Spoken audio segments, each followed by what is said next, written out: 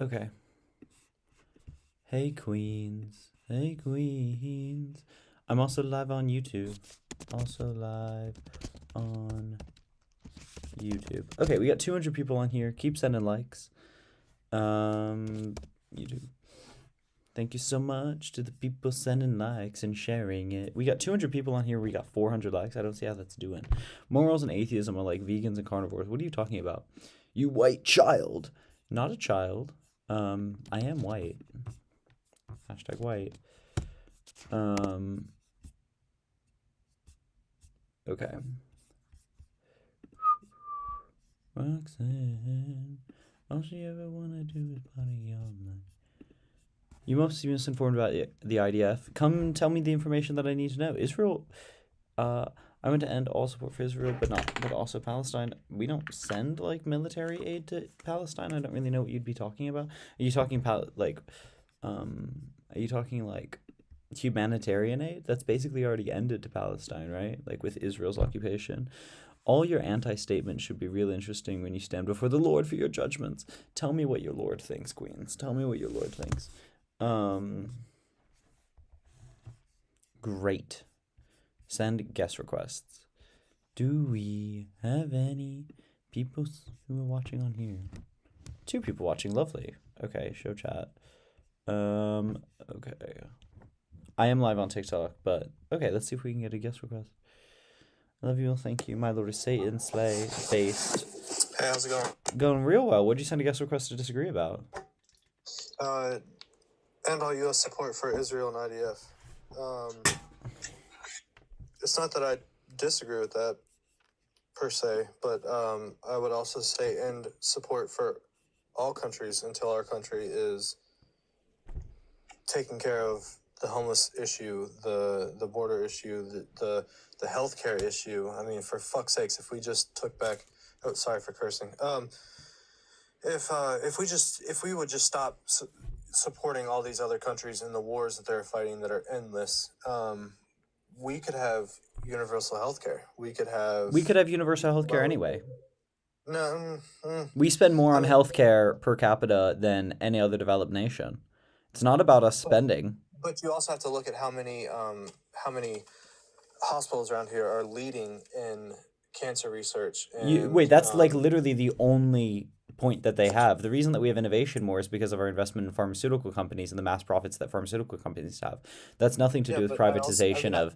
That's nothing to do with the privatization of healthcare insurance. Also, we have worse health outcomes. Sorry, but just to be clear, we have worse health outcomes than most of the rest of the developed world as well.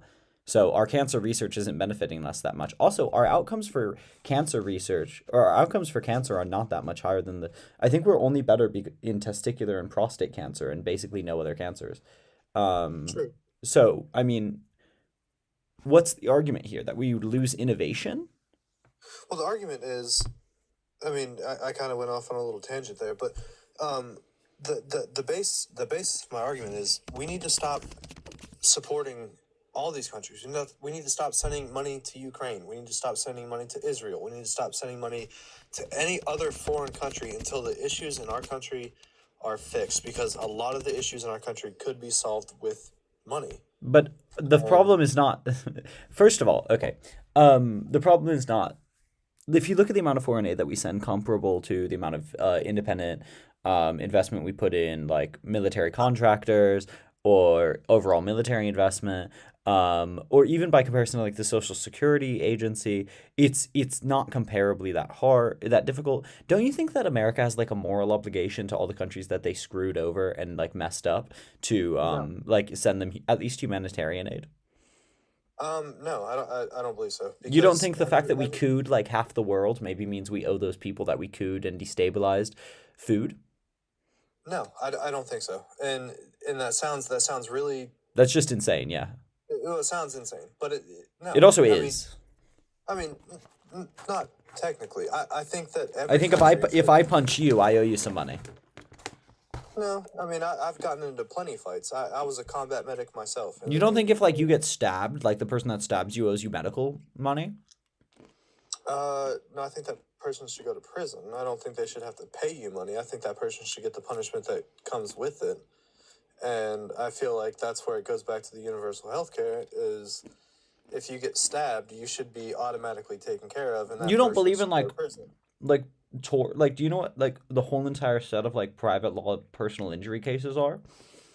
You I don't think know if a what the corporation poisons a whole entire town's water, they should pay for like damages that they did?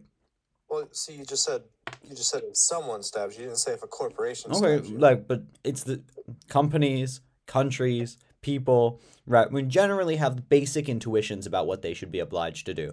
You don't think if the US like CIA poisons a whole entire ain't no fucking way. There's actually a 0% chance. That's insane. That is insane.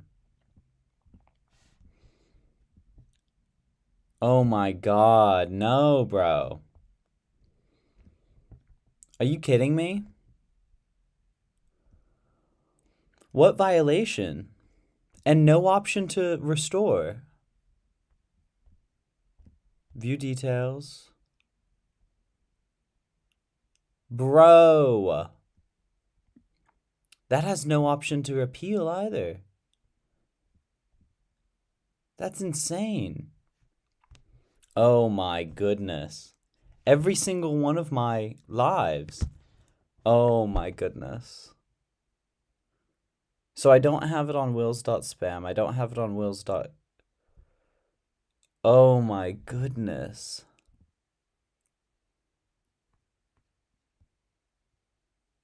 Brother.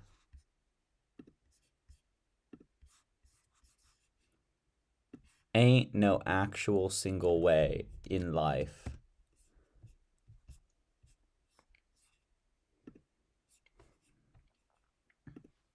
That's insane.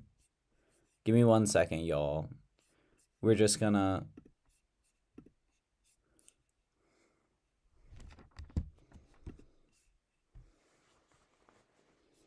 Oh my goodness. I don't have live access anywhere. You have to actually be kidding me. Bro, what in the world? You see why I want to go over to YouTube. Oh my goodness. That's insane.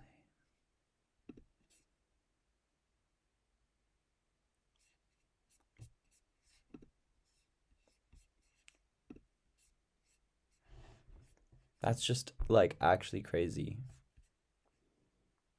They didn't tell me why I got banned. No, wait, not that one. They didn't tell me. Oh, that's infuriating.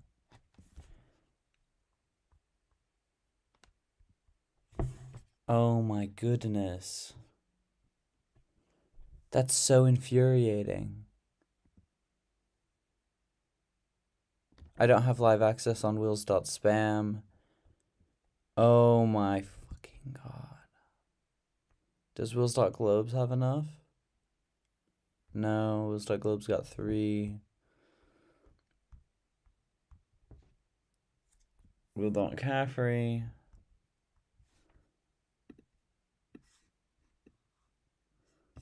That's insane. Okay, where should we go live then?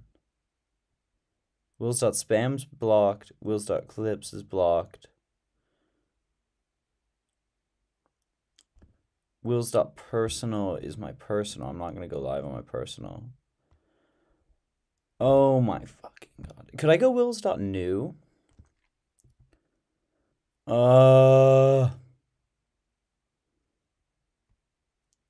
Yeah, I guess I'm going to go live on wheels.new. I guess it's actually a pretty large overlap, in fairness. Okay, let's go live on wheels.new. That's just like ludicrous. Luda. Debate me live. That's ludicrous. Okay. You've actually like have to be kidding. Okay, I'm now live on wills.spam. Restore. Okay. Okay. Luda.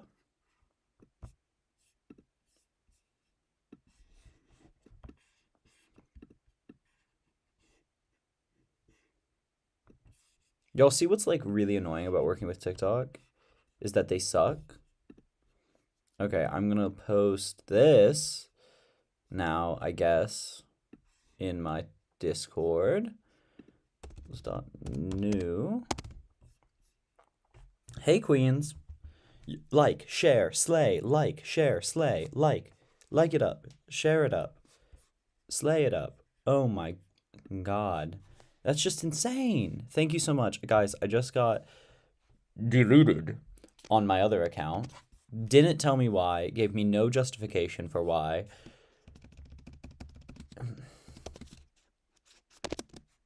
Third account got blocked. Now on wills.new. Thank you so much for people sending likes. Everyone. Yeah, okay. My god. That's just insane. I am gonna complain. I'm so annoyed.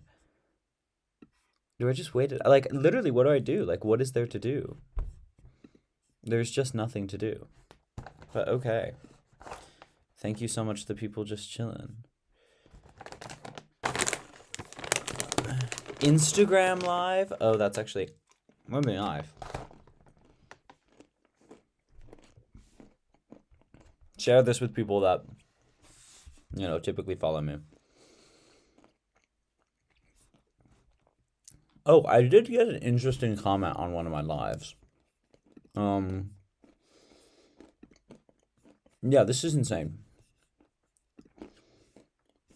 So I got this comment on one of my lives that I think is interesting. Oh my gosh, okay. Thank you so much, people sharing, liking, serving.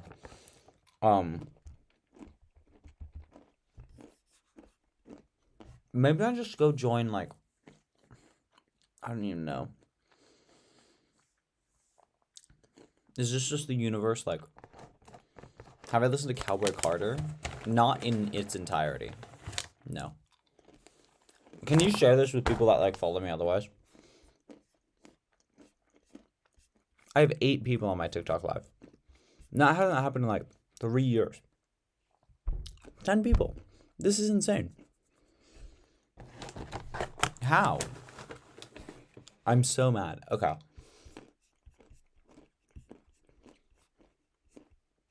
Okay. So, I did get this, like, whole essay. Yeah. And I think the essay is pretty good. But basically, it's in context of my abortion argument. They said, okay, would you consider pregnancy taking them into your care? Yeah, I would. That's the whole point. Obviously, you didn't take the fetus away from anyone else, but the mother's own body is certainly taking away others' access to the child. Basically, it has more to do... This is basically responding to that person. So I typically talk about taking them away from taking away options. Typically, I talk about, oh, you went from, like, I don't know, in society to out of society. So you took away this opportunity for them to be born here or there, and therefore you must make up for that opportunity. Man. Okay, queens. Should I just join another live? This is insane. Oh yeah, my profile picture in this does eat. Thank you. Is Parker taking guests? Absolutely infuriating.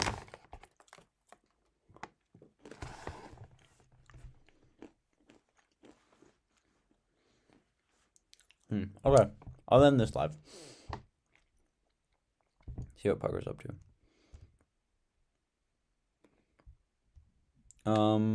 I don't think I'm actually friends with Parker on here. That's crazy.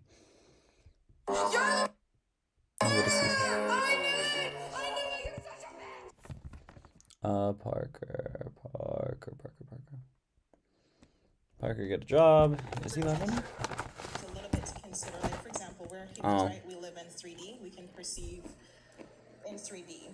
But that's not the only thing that exists, right? There's 4D, there's time, there's the perception of time, and we can't perceive time, but we understand that it exists to an extent.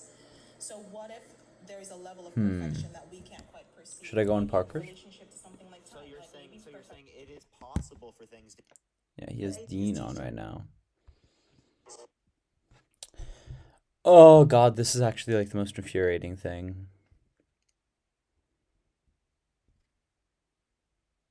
Should I just go to sleep? It didn't involve a... Okay, but like it didn't. And April 5th, they gave me a... Wait. Oh. They gave me a 5-minute ban.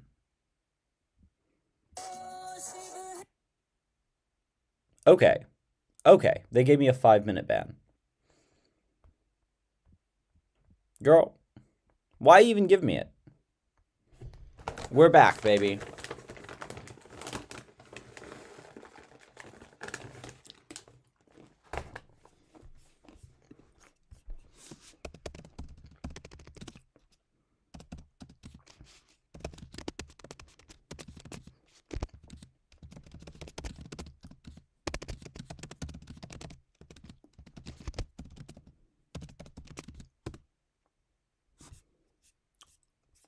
I have to do so much admin every time I switch. This is just follow me on YouTube, bruh. Thank you to the people, to the real ones, the 5 people on YouTube. That's who the real ones are. Wills dot clip.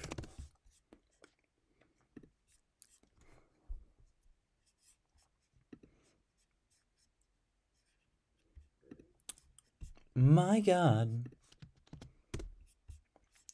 You know what? I do have some funny DMs. Do I have any really good DMs that I could share? Because these aren't even private. Like, a lot of them are just really funny.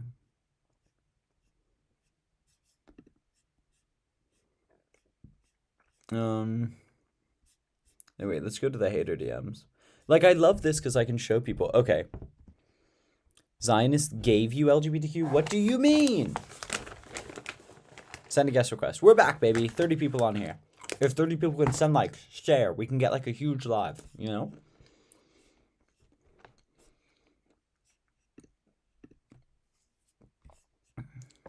Coming out of band. Live broadcast, live broadcast, live broadcast.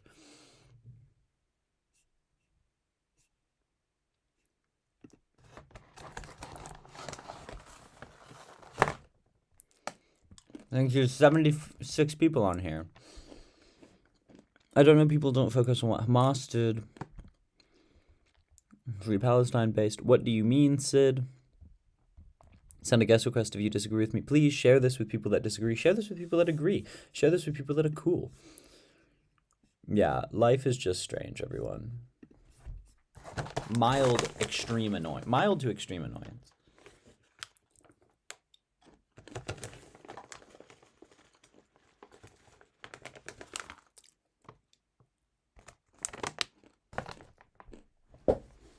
In what way did the Zionists give me abortion and LGBTQ? What do you mean? That is a nonsense statement.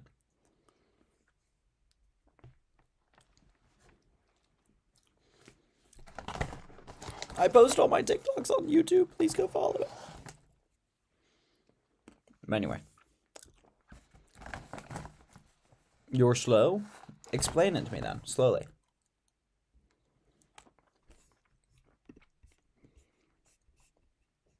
I remember that one lady that sent you a full book in DMs. I forgot what the combo was, but she was like, oh my gosh, that was so funny. I wish I could share that right now.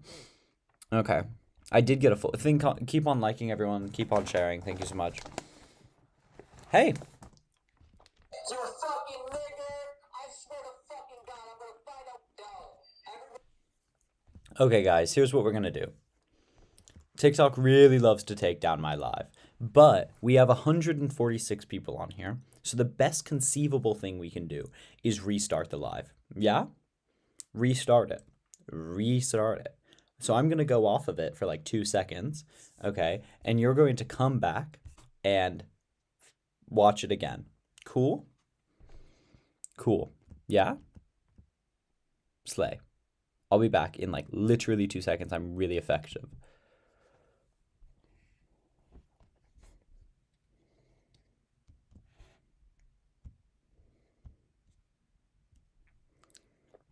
Infuriating. That's infuriating. You're an infuriating person. My rage for TikTok is a numeral. Oh, do you want to look at it? Okay. Thank you so much for everyone coming back. Cool people. I get some crazy DMs after TikToks. Hey, when you usually live? I want to hop on. Back.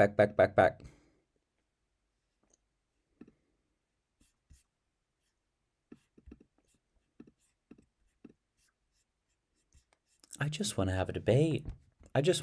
Everyone. Keep sending likes, keep sharing.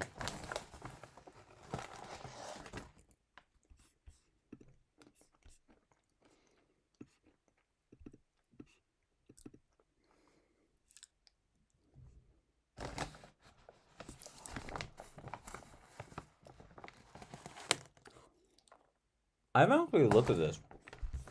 A collab suggestion. Are they any good or are they just like shammy? They look really basic. Anyway. Hi everyone. 18 people. Woo. Bro, come up and debate. Guest requests are on, so you can debate me.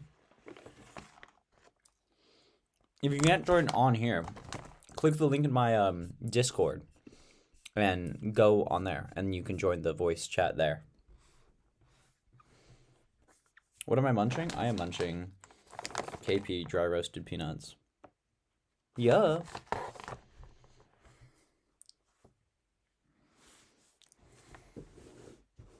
Thank you so much for the people sending likes. Thank you so much for people sharing. Very cool, very slay. No, I'm not going to debate you on chat. Sid, if you want to debate, I'll be nice. I'm a nice guy. But join my Discord. It's linked in my bio. Yeah, that's going to be the easiest way for you to debate. That's fine. I mean, I actually prefer it that way.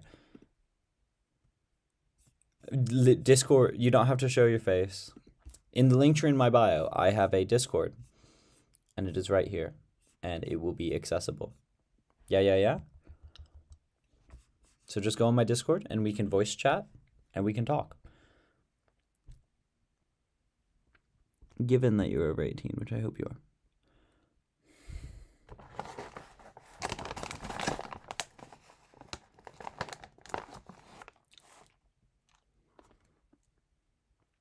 Very kind. Thank you. I'm considering cutting my hair. But, you know, we live. Also, guys, I'm trying to read the Bible. Like, in its entirety fully. And I don't really know what I want to do. Don't touch the curls. Oh, yeah. If you're not 18, don't come on. Sorry, lol. Everyone go on my go on my YouTube. You can hear me fine. We're just talking. I actually read those chats quicker. Send a guest request if you disagree with me and you're over 18.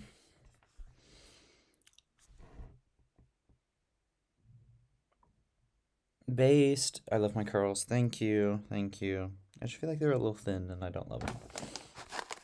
Pro LGBT, Brit, you're a Hamas supporter. I don't support Hamas. You know?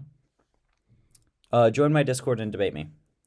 It's linked in my bio. Join my Discord and debate me if you disagree with me. Israel and Ukraine are like drastically different. Right? Do I support Palestine? In what capacity? Do I believe Palestinians should be free? Yes. Oh, I was watching this. Khalistan Explained. That was really interesting. I knew about 6. How do you pronounce that? Sikh pronunciation.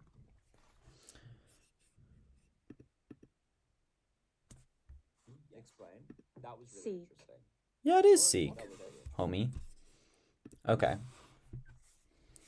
I did not debate Destiny. It's not gotten back to me. Well, thank you so much for the people sending likes, for the people sharing. If you disagree with me, that would be great.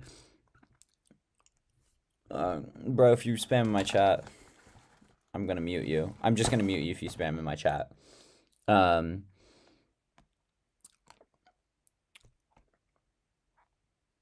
Let's see.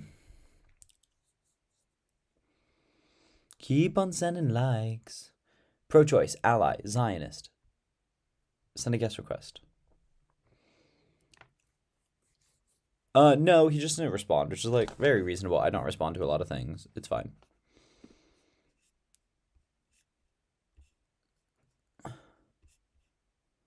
Thank you so much, Adele.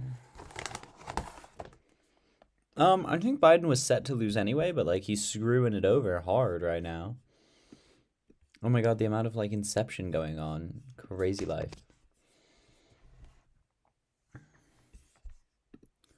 Okay. Keep on sending likes, share it, like it, slay it.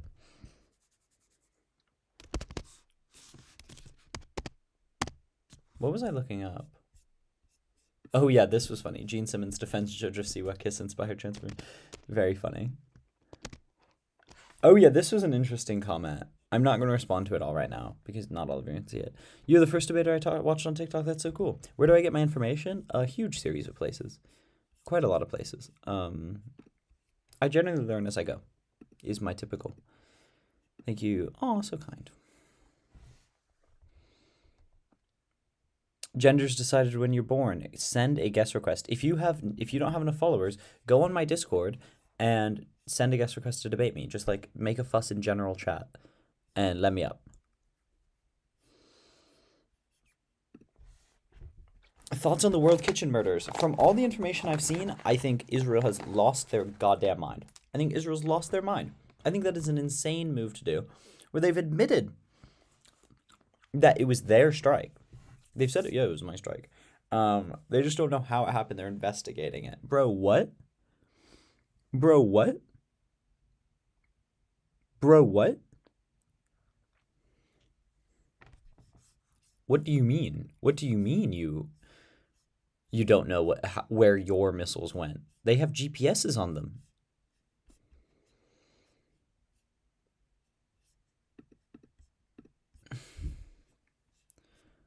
Like, how is that possible? Oh, I'm just looking at my TikTok.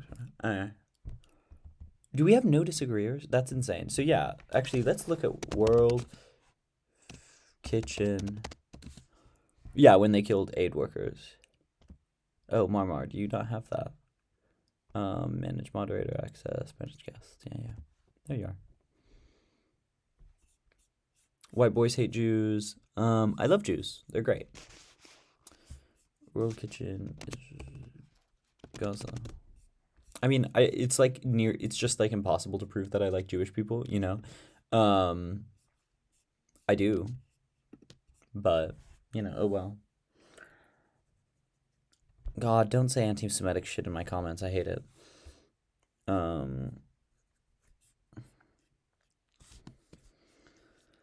Okay, let's look at the New York Times coverage of this.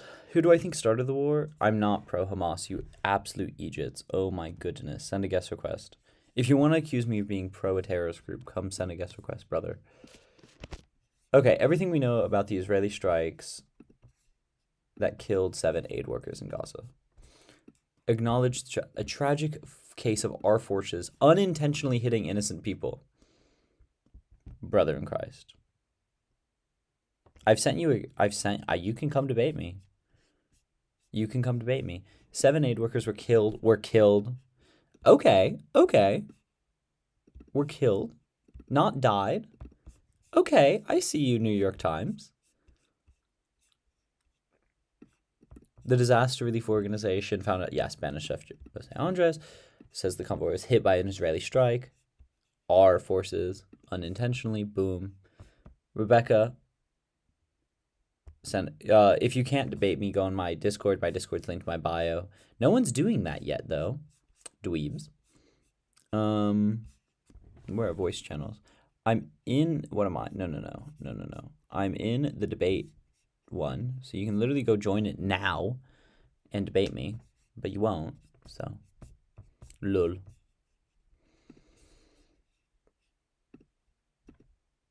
There we are. Love you. It's really miserable time in world history. When will this end? I don't know.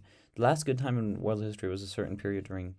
Oh, I still have Let's Go Through the Archives as my title there. Anyway. Thank you so much, people. Why is no one coming to debate me? Okay. Just left a food warehouse. They were leaving a warehouse in Deir al-Balah. A convoy, 2 armor calls, and oh, hello, Eden Love. We've spoken before, haven't we? What's up?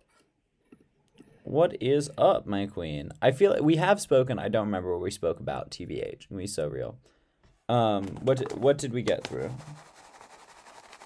We talked about the two-state solution, and at the end of the conversation, you have agreed that the two-state solution is something that is applicable. Okay, let me get your base position. You're like a generally pro-Israeli person. Yeah, if I remember correctly. Yeah. Yeah, you think you don't want the destruction of the modern state of Israel. You don't think that it's engaging in genocide against Palestinians right now. Maybe it's going to be easier if I'm going to state my opinion, right? So yeah, I am pro-Israel. I believe a two-state solution is applicable under certain conditions. I am definitely not pro-age group. I think most pro-Palestinians are wrong in their views. I think Israel has the right to exist. I think Israel is a democracy. Yeah, that's about it. Okay. What are those conditions for a two-state solution? It's going to be commitments to democratic values, eradication of terrorism. Under these conditions, we can move towards peace. What is the second one? Say it again. Eradication of terrorist groups. Okay, and what are the conditions that can be put on Israel for a two-state solution? So evacuating all the West Bank, maybe providing land swaps between Gaza and the West Bank to provide territorial consistency.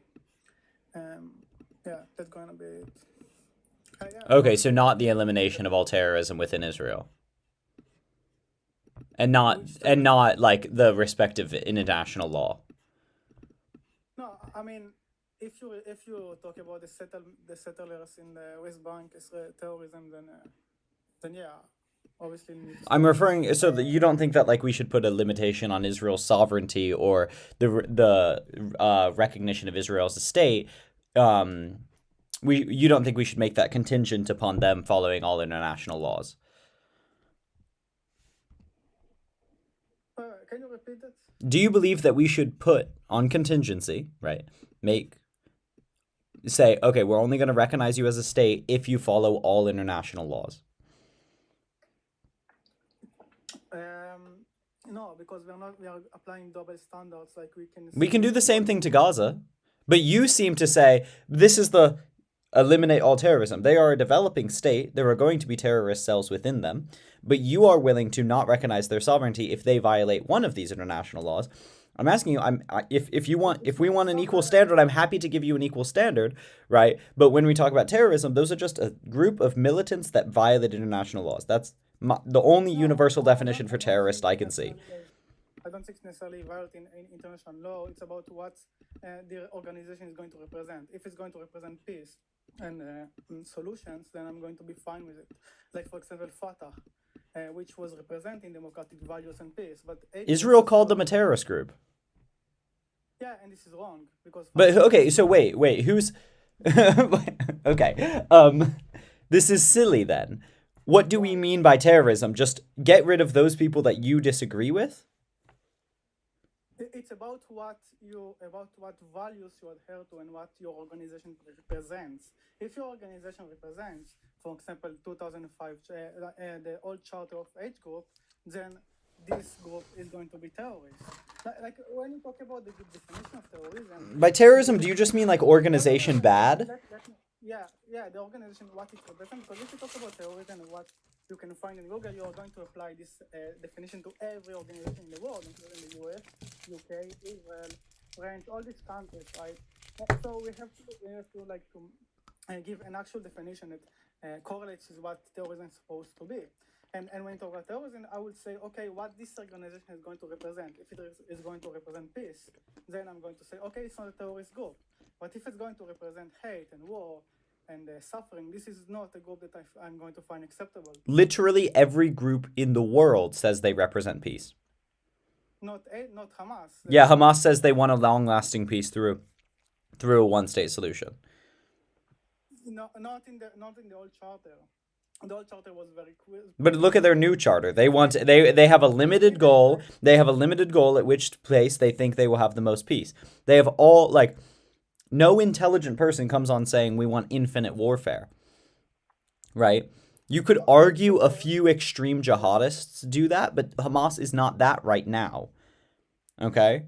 And the IDF has had horrendous statements by individuals and horrendous constitutions and horrendous charters all the time.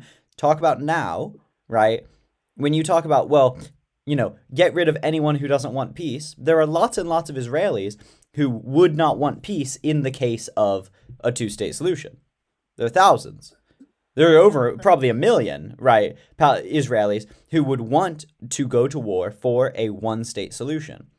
Do we count those as terrorists during that time? No, because I'm not referring to individuals, right? If, like, for example, there is going to be a new organization in Gaza that are going to include some H members, right? And this new organization is going to adhere to peace. I don't have any problem with it, right? The problem I have with what the organization represents, even if you mention the new charter, it's still pretty anti-Israel, which is a problem. But the IDF is hugely anti-Palestinian. Can you cite? Can you give me any source? I mean, they do. Wait, the IDF itself does not recognize Palestinians as a nationality. I mean, the IDF is not. Its policy is dictated by the government. Yeah, and the current government is extraordinarily anti-Palestinian. Are you denying that Netanyahu is extremely anti-Palestinian? No, I don't think he's anti-Palestinian. You don't think so when he said that Palestinians don't exist? Yeah, maybe he said, but he said many. Okay. On the contrary, because when has he said anything pro-Palestinian? Okay, so he said a few weeks ago to Biden that he has no problem adhering to a two-state solution, right? Despite him consistently saying that he wants a greater Israel.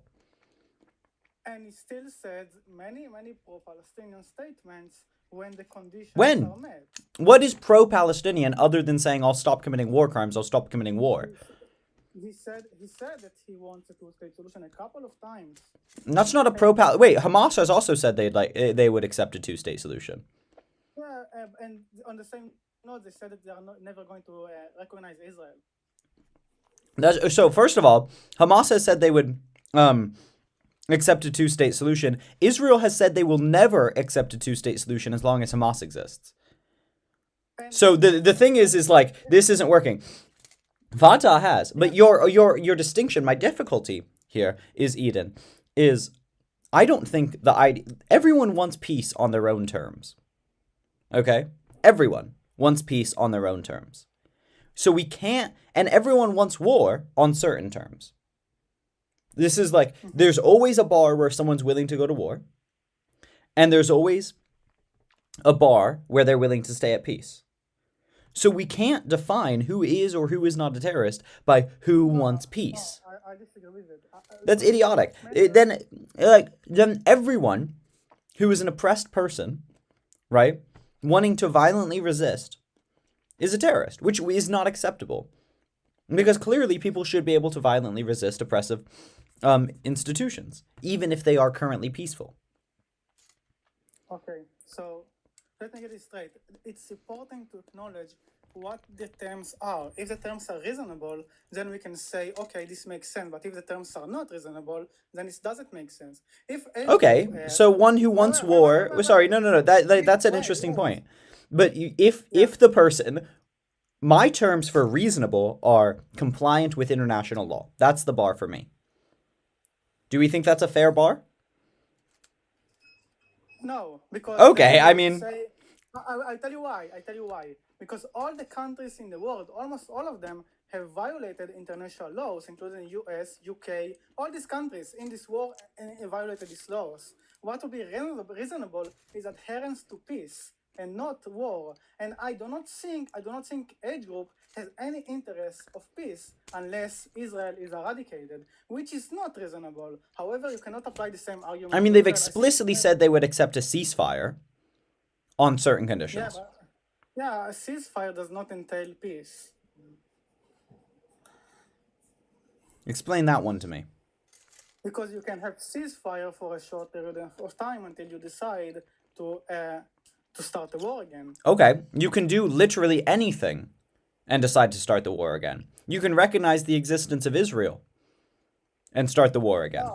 Yeah, but it's a huge step towards peace. Exactly, it exists on a spectrum. This is why your definition doesn't make any sense.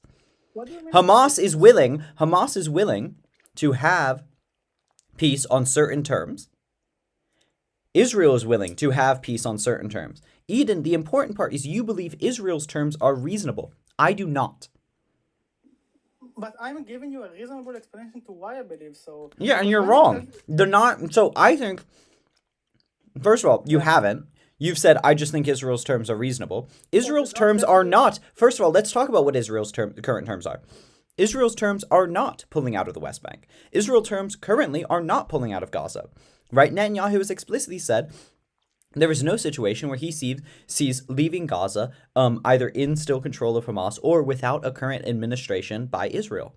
Israel's terms are not including rights of return of the Palestinians. Israel's terms are not pulling out of southern Lebanon and moving the blockade. Israel's terms are not removing the Gazan blockade. Right? These things are not true. Israel's terms are not like ending the apartheid state that is there.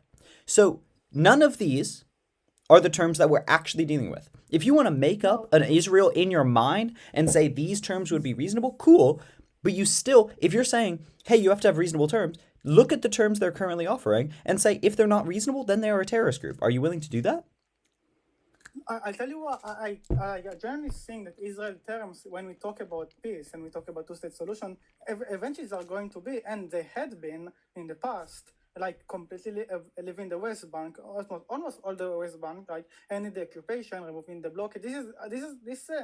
All these conditions are very applicable to what's currently that Israel might accept under the conditions. Tell me what term.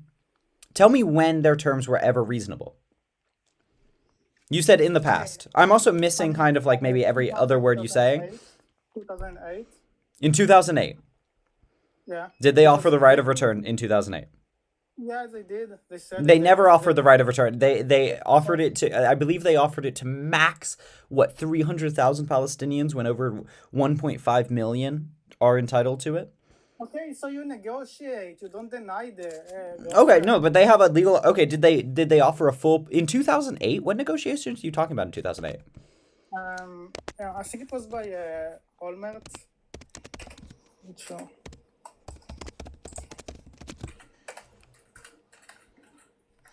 Oh, he made a secret offer to. Okay. Realignment plan. So they made a non-official secret offer. Let's see what this is.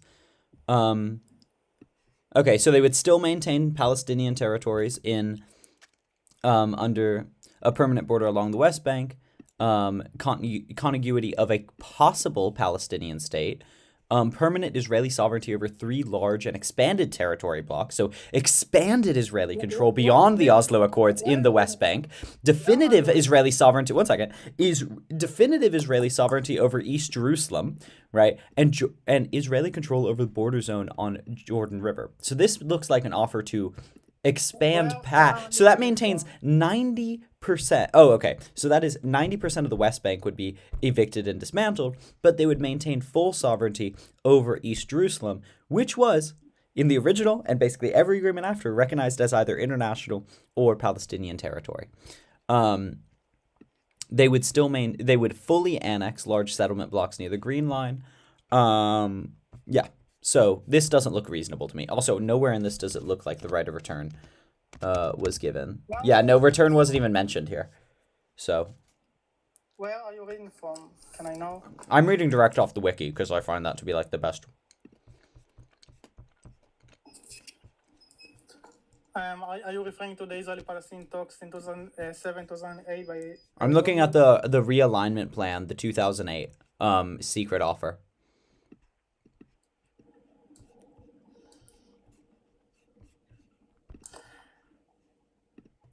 Okay, so I'm fairly sure. I don't have the links right now, but I'm fairly sure that they did offer the right of return to this specific state, and it wasn't a possible Palestinian state. It was a Palestinian state, right? When? Can you give me the actual? Can you give me that? Because they have never offered a full right of return to Palestinians. I know that. I mean, let's say even if they didn't, you can negotiate, you can ask for that. But the problem in there But is that you know the issue is they can't negotiate. Israel has all the power in this, and they're using that power. no, because the Abbas like response was just no. He didn't Well, even once again, the say, issue is negotiating with Israel is next to useless because Israel, negotiations. I mean, you're biased because what would be reasonable is for Abbas to say, okay, I do not accept this offer, I will accept something else. Which they did. No, Abbas has an offer on the table. No, Abbas has an offer. He has a consistent offer to Israel. no, right? In 2008, he rejected it. He rejected the Israeli offer. They have the PLO, Fatah, has a consistent offer to Israel, stating what they would accept for a full recognition and integration with Israel. They do. Fatah was like dismantled, as far as I know, before 2008. Fatah? Yeah. Fatah's the current government in the PA. Like their leaders were sent to jail. No, Fatah is the current government under the PA. You're referring to the Palestinian Authority. No, the Palestinian Authority is the government. Fatah's the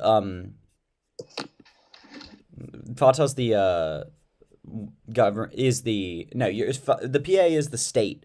Fatah is the government in power. Yeah. In 2016, more than 12. Sorry, 1 second. In 2016, more than 1,400 members of Fatah's 17th country, 7th Congress elected 12 members to the Central Committee and 80 for the Revolutionary Council. 6 new members were added to the Central. So they've been functioning at least since 2016. So, but also Fatah is the descendant of the PLO you're thinking of, and they've made a standing offer. The PA has a standing offer as well. It's like they've said they would recognize on the 1967 borders. So yeah, I mean, like the PA is like billion times better than Hamas, but I have a problem with the PA as well. Like they're literally paying like terrorists like every month for literally killing people, and I think this is wrong. I think there are like very, very big issue with PA as well. Okay, cool. You can have issues with all these organizations. I have a huge issue with the IDF, but you make this caricature of them is that they're not willing to negotiate. First of all, no, 1 second. What does negotiation look like? Right? Negotiation doesn't look like just offering offers back and forth. The point of negotiation is to say, I have this much power, you have this much power, right? How can we leverage both of our powers to get the most that we want? Okay, that's what negotiation is for. And the thing, Eden, is Palestine in this negotiation has next to no power. So engaging, but no, they do. Like Israel has hundreds of times more money than them. Israel has international support. Israel has the backing of the U.S. Diplomatically, militarily, economically. So in negotiations, Palestine engaging in negotiations with Israel is legitimizing the offers that Israel makes. And if they make offers back and forth, right, it means that Israel is getting closer and closer to legitimizing institutionalization of their undue power. That's not how we do this, right? We should take all of we should not demonize the Palestinians for not wanting to negotiate with the people that have been actively and consistently oppressing them, and for not wanting to institutionalize oppression that they're having.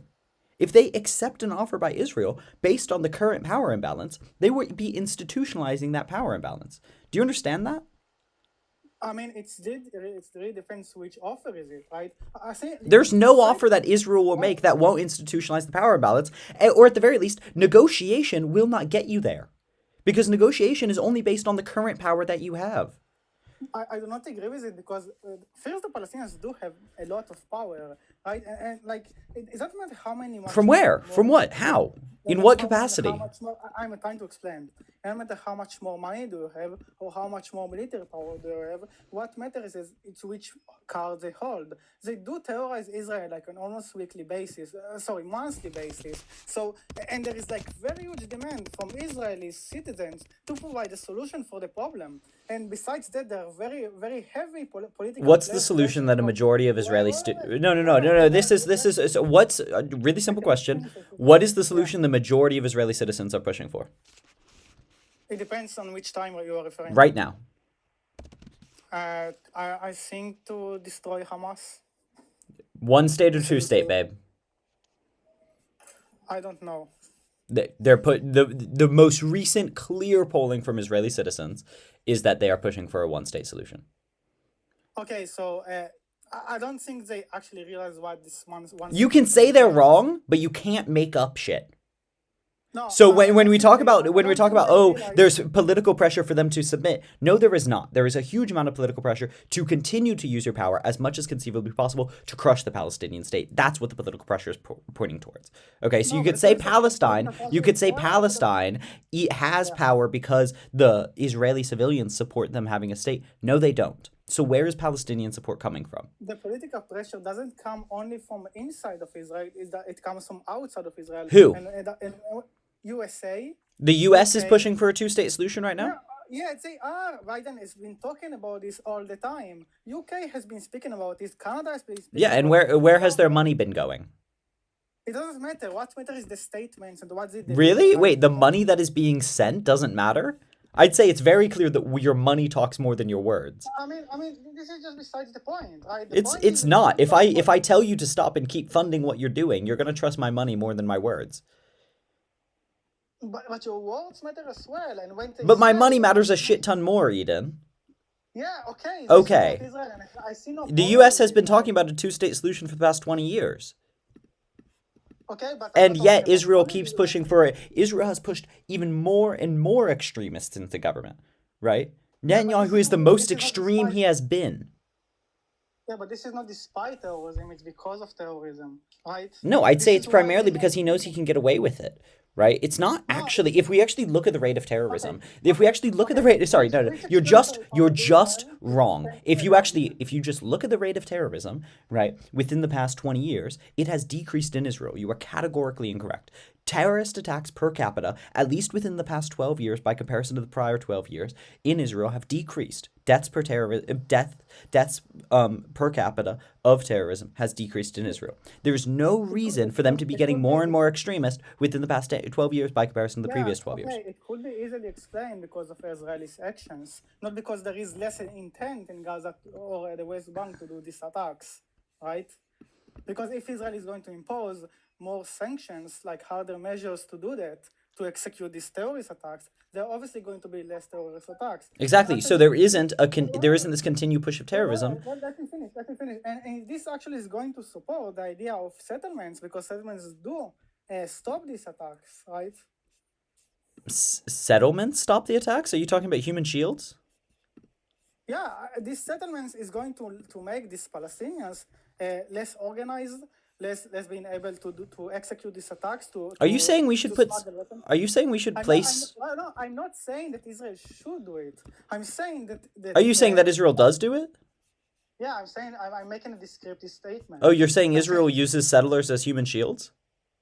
Well, maybe human shield is like a harsh word. But that's, I mean, if you're placing, sorry, Eden. Sorry, no, Eden, one second. This is going to be really, I want to, Eden. Yeah. What do you call it when you place civilians in certain places because it makes, so that it acts as a buffer between terrorists and a militant group and your country and the rest of your civilian population? What would you call that? I wouldn't call it human shields, and I'm explaining why. Human shield is only going to be applicable if these people are going to die instead of Israelis, right? But no, it's not. They do not die. It just makes them harder to organize. But are the settlements more dangerous than like Tel Aviv, for example? I don't think that it is actually. I mean, they are. Israel consistently claims that they are, and that's why they claim that they need an increased IDF presence around them.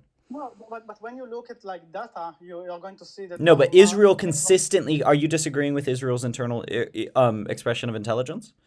I don't care what they say when I can look at data. Okay, but I'm saying we're making a descriptive. We're making a wait, but they are in fact putting reinforced IDF members on there, so that could explain the underlying data. But when we're saying this, Israel's saying that they're more dangerous places and that they are placing them there to protect their center. Would you agree with me in describing that, at least, as them, according to themselves, using them as human shields? That looks a lot like using them as human shields. You place them in a more dangerous place because it benefits your central civilian base. Yeah, but if you also provide means to protect them, then not really, right? Why? I mean, each group provides means to protect human shields as well. That's why. Because they are much less likely to die under protection. But they are still they are being placed in a more dangerous place explicitly, so that if it does get attacked, it causes more moral outrage, and it acts as a strategic and tactical buffer. Okay, you know what? I don't mind conceding to this. It might be the case that the IDF that Israel does put settlements as a mean of like human shield. Do you think that it's okay? People that use human shields are terrorists. Do you think it's people that use human shields are terrorists. Do you think that it is possible to negotiate with terrorists, Eden? It depends what the terrorist represents. Okay, you keep going back to this, Eden. I'm just gonna say my thing. I think you can negotiate with terrorists. I think historically you clearly can negotiate with terrorists. But I think this represents shit as bullshit. The IDF has been The IDF has been an expansionist terrorist organization since its founding. It was recognized as a terrorist organization by the British and like the international community up until the recognition of Israel. Right, huge amount of human rights violations have been lodged against it. Consistent international violations have been lodged against it. I see it's difficult to do anything other than call it a terrorist organization. What it represents to me is the expansion of a colonial state, and the expansion of a colonial state is inherently violent. I think, Eden, correct me if I'm wrong here. What it seems you are doing is you are conflating the continuance or the institutionalization of a oppressive government with peace. If we know the IDF is a terrorist organization, if we know the current state of Israel is inherently oppressive to Palestinians, the maintenance of that state is not peace. No, listen.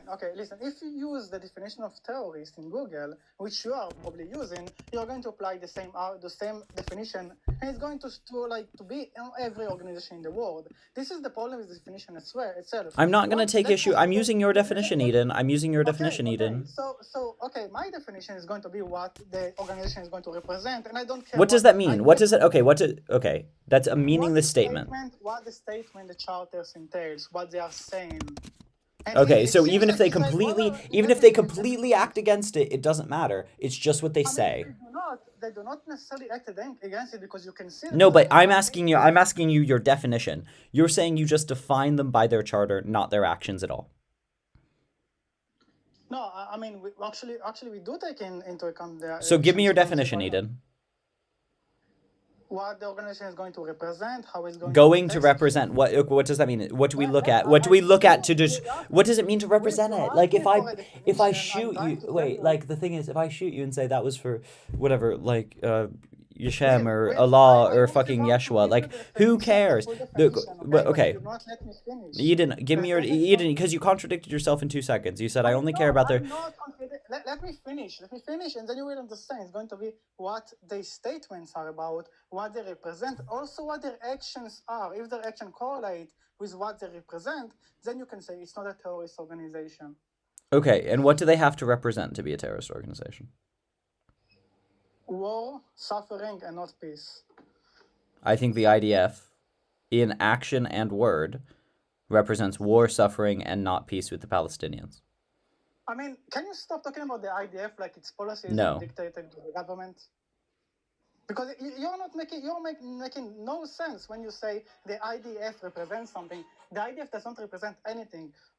All the IDF does is following orders dictated by the government. If the government tells the IDF to invade something, it's going to invade it, right? It's not an independent organization that does whatever it wants. Okay. I mean, it's a linguistic distinction. You just want to call them the current government of Israel. Okay. The current government and state of Israel represents war and not peace with the Palestinians. Because they've explicitly said that they don't recognize the Palestinian nationality. Like, we can go down the huge amount of expansionist policies that they've tried to do. I don't know what's complicated about this. Will, why are you investing in Bitcoins and NFTs? I'm not. Okay, Eden. I don't know what's going on with you, Queen, but I got other people in this guest request. Hey,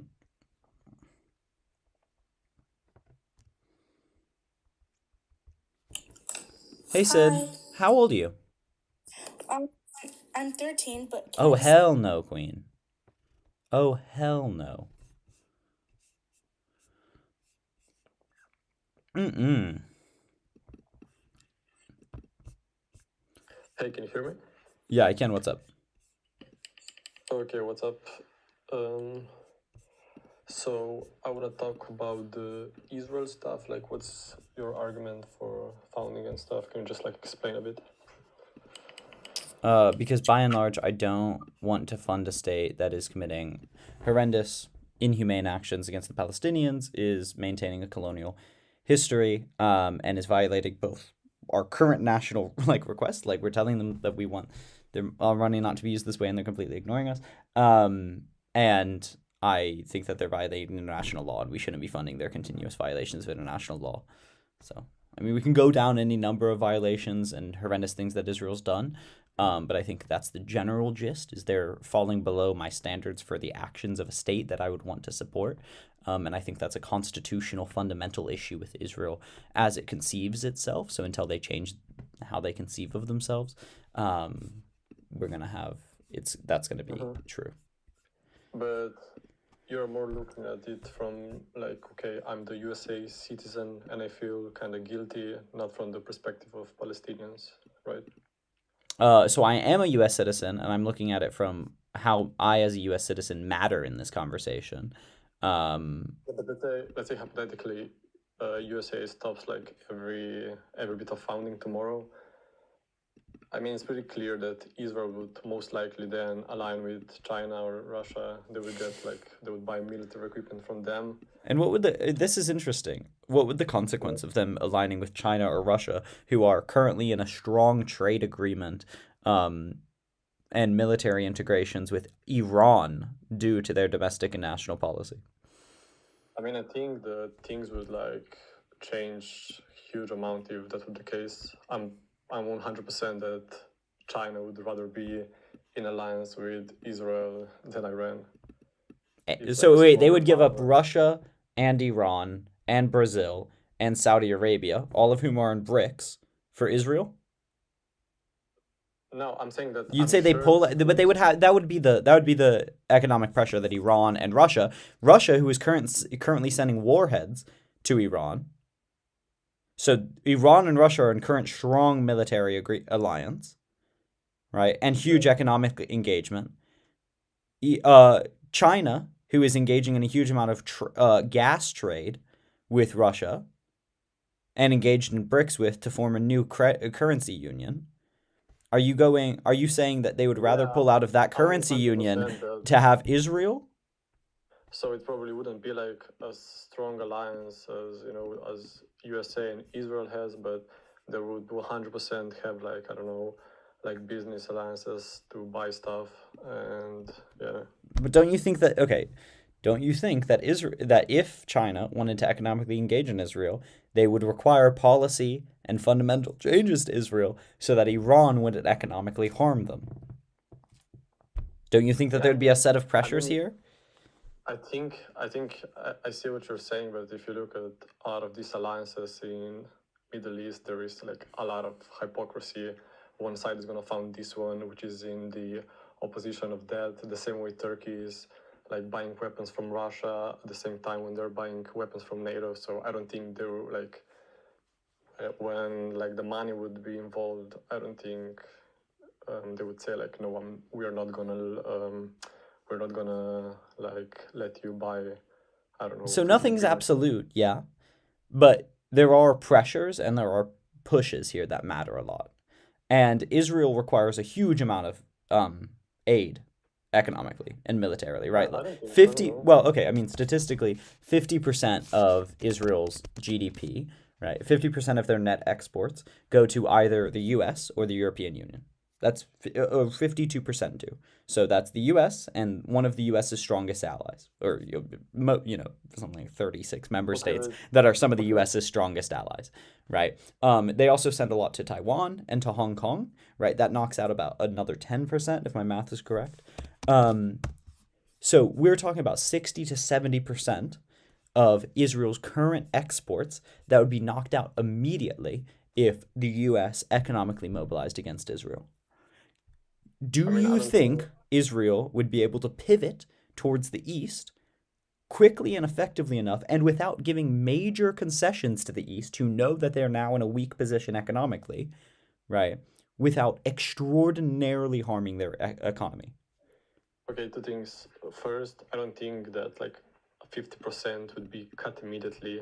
Obviously, like there would be a lot of like how would I say, like more surface level things that would be cut off, but I don't think 50%, because at the same time, like NATO is at war with Russia, but they still like sell oil, gas. Like I don't think like every single thing would be cut off, like exports in NATO. And the other thing is, I think it would be like a long process. I'm not saying it would happen in like a week, but I think in like 5 to 10 years, like the things would shift it. They would get alliances in other places. And I honestly think that USA, with this alliance, historically forced kind of Israel to do certain concessions that I don't think would do, like in the 56, when there was like the Suez Crisis. They forced both Israel and other countries to like stop that war with Egypt. So this was like the first pressure they put on Israel. So did we even fund Israel in the Suez Crisis? I don't think so. I don't think we found it, but I think the U.S. intervention stopped Israel from invading further. Typically, the clock starts in the 70s when the U.S. mainly would look like British interventionism in the Suez Crisis. Maybe, but I'm saying that they still, like, it showed that USA has some interest in stopping Israel, and after, when they found them... Yeah, since the 1960s is what Wiki points to as well. What concessions have we gotten from Israel? What do you mean concessions? What concessions? The Suez Crisis, I disagree with the Suez Crisis. I don't think American intervention in that case had really anything to do with our support, because by and large we didn't send them money. So Suez Crisis was in 1956 and 7. It was really the 1970s that we became a strong supporter of Israel or engaged in them, and then it was really the 80s and 90s that we stepped up support, really the late 90s that we stepped up a lot of money. So what concessions did we get from Israel? Yeah, but it was the same in the Yom Kippur War, like when at the end of the Yom Kippur War, IDF was pushing like way over the Sinai to the Egypt, and again US. Oh, the Sinai had nothing to do with US intervention. Yeah, but it stopped, yeah. How did the war stop? So the war stopped because Israel won. Once again, you're looking at really bad examples, because Israel consistently claims that America did not support it through the Yom Kippur War, right? They explicitly deny American intervention. They explicitly deny that a huge amount of American funding went toward it. They actually point to the fact that they could support themselves by the Yom Kippur War. The reason they gave the Sinai back to Egypt was because there were too many terrorists in the Sinai, is what they said, at least. And I actually probably believe them. And Egypt said a pretty similar thing, is there were too many, there's too much terrorist action within the Sinai that threatened Israel's ability to administer it. It's the same reason they tried to give the Gaza Strip over to Egyptian control. And it's the same reason they pulled out of Gaza. So they pulled out of Gaza for two reasons: because they couldn't administer that violent of a place, right? Because their administration was causing a huge amount of violence. Same thing in the Sinai. And also because they didn't want to ever bring it into the full fold of Israel. So no, that concession has nothing to do with America. If anything, America has forced concessions from other countries for the benefit of Israel. Look at the whole entire Abraham Accords, right? Like, I can name concession on concession on concession on concession on concession that the Abraham Accords forced to benefit Israel. I can point to the UN resolutions. I can point to billions of dollars from America's direct military funding. I can point to the EU and the US's strong free trade agreement that is stronger than basically any other non-EU or NATO ally. Like, there are hundreds of concessions that America has given to Israel and gotten other countries to give to Israel. I see very, very, very few, at least of equal value, concessions that we've been able to force out of Israel.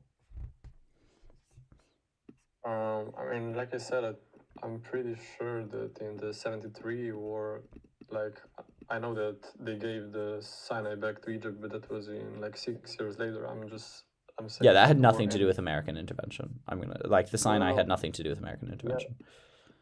America wasn't even part of those negotiations. We were part of the Oslo Accords. I didn't say that.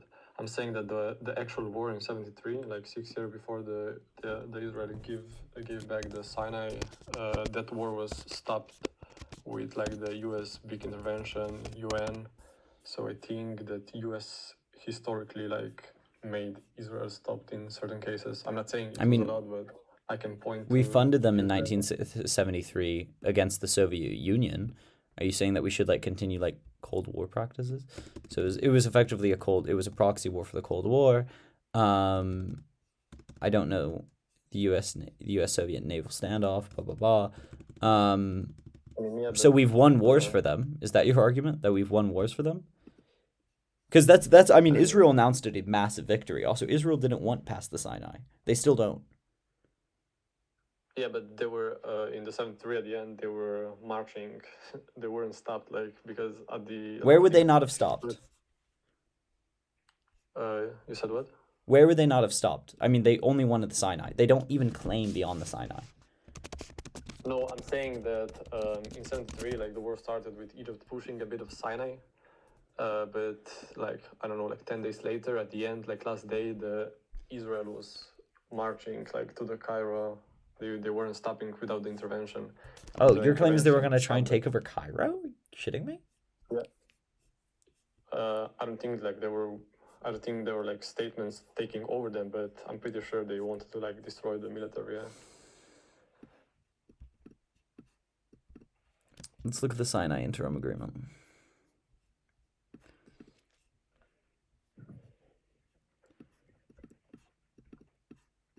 Okay, so that's the disengagement. Response in Syria, response in Egypt. Sure claims that we stopped them from continuing a war into land that they didn't want. Fascinating. I mean, they didn't want any of the rest of Egypt. They wanted the Sinai. I'm saying that the U.S. founding, Can you get like any quote on any American actually calling for this? Yeah, I don't have this on my hand. But... Okay, because I've never seen this. I know that we were an active engagement in the Oslo Accords, for example. And those have fallen apart drastically. Israel said explicitly that the Oslo Accords are dead, right? So that's our closest ally, quote unquote, saying that the peace plan that we put together with them and they signed are dead and are a fever dream now. So... Camp David Accords dead. So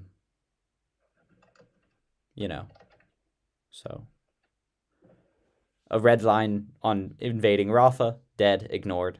Two-state solution, which has been our position for the past 60 years, dead. Said that it didn't exist. Why was the U.S. was like the Biden actually saying that IDF is not allowed to go to Rafah? I didn't see that. Biden, IDF, Rafah, red line. One day I see one statement, the other day I see like the other statement. Yeah, so Netanyahu vows to defy Biden's red line in Rafah. Biden's red line, right? Rafah became a political battleground between the U.S. and the U.S. So I can get the full quote up if you'd like. Yeah, Biden put a red line.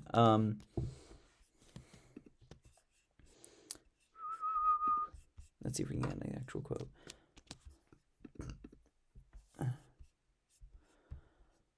What did he actually say?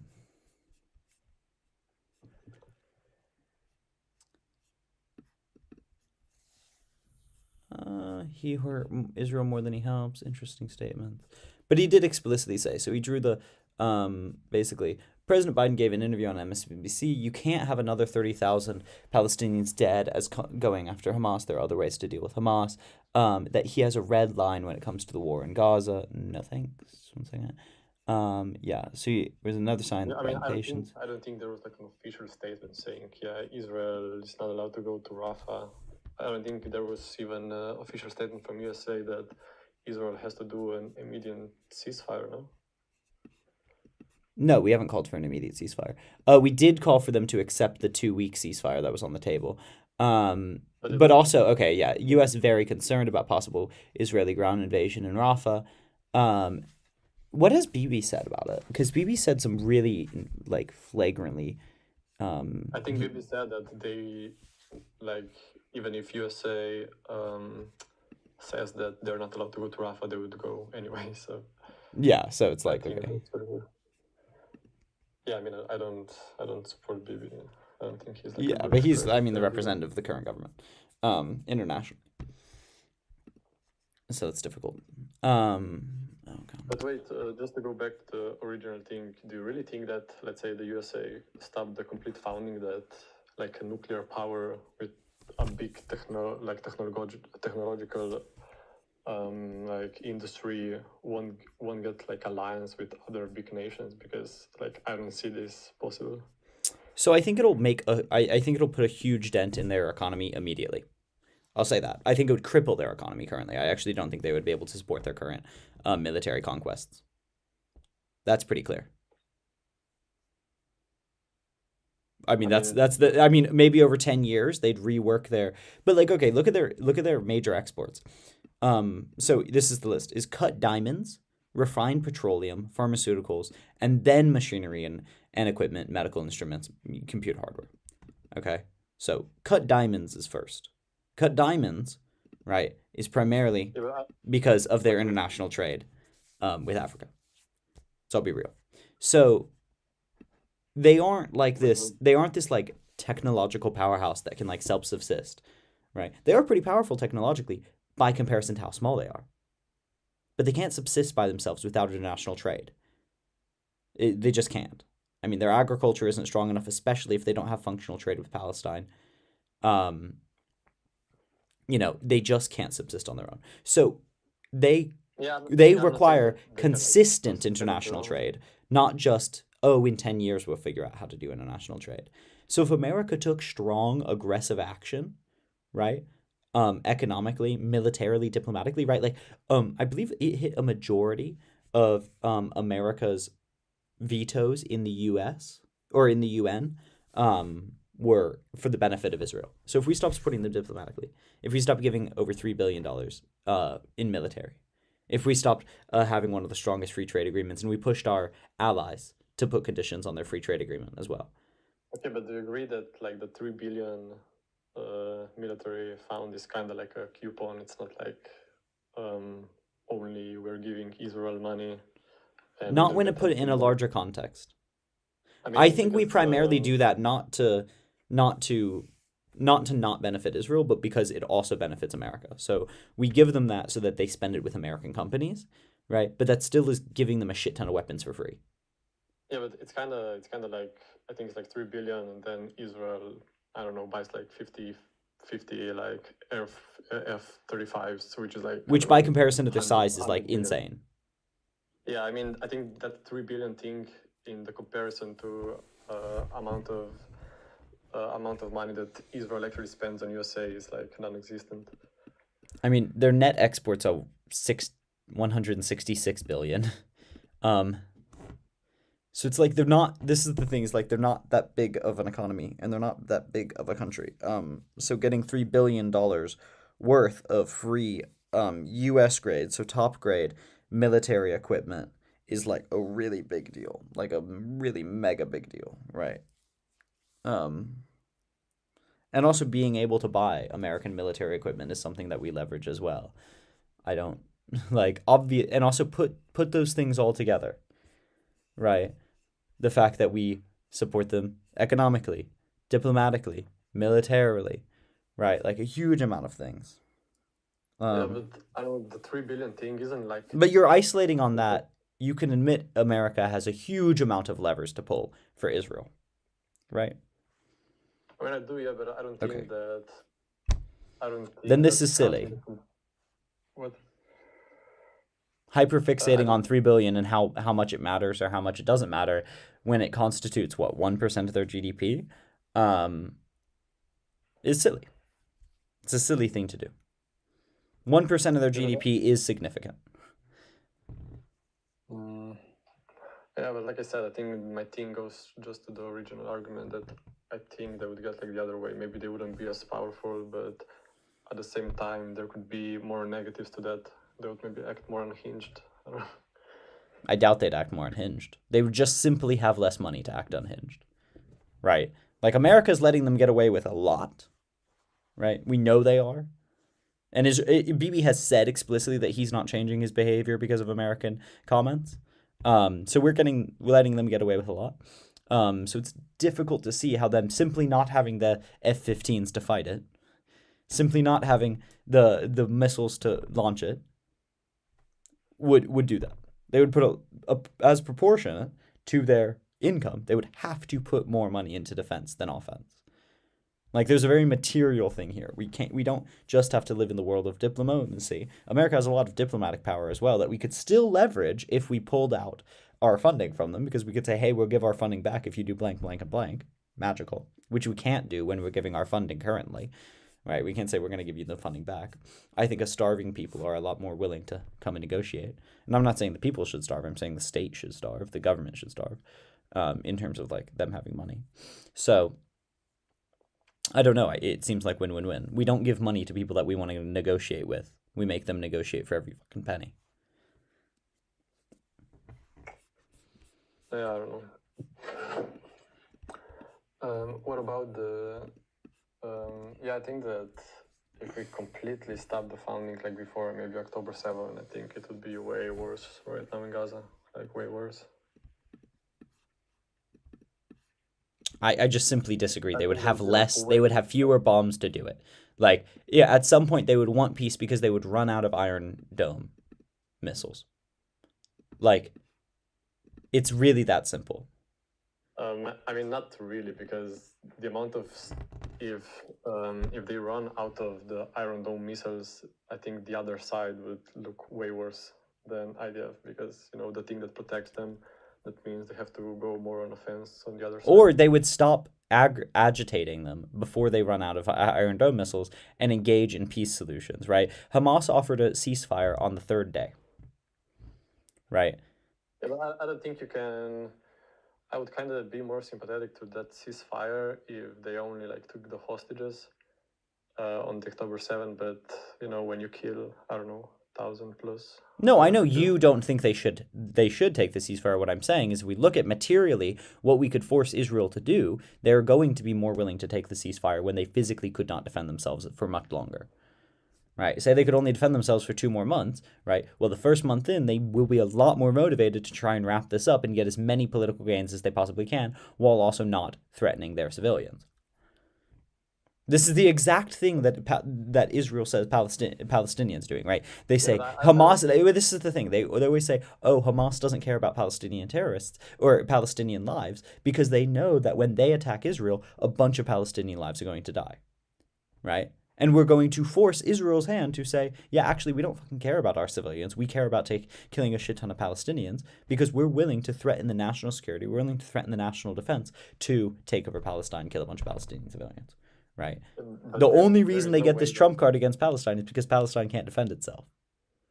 So yeah, but there is no way that that without the U.S. aid Israel somehow wouldn't be able to take over Gaza, like, no way. Yeah, but they might be able to, but they would be at much weaker position to defend themselves.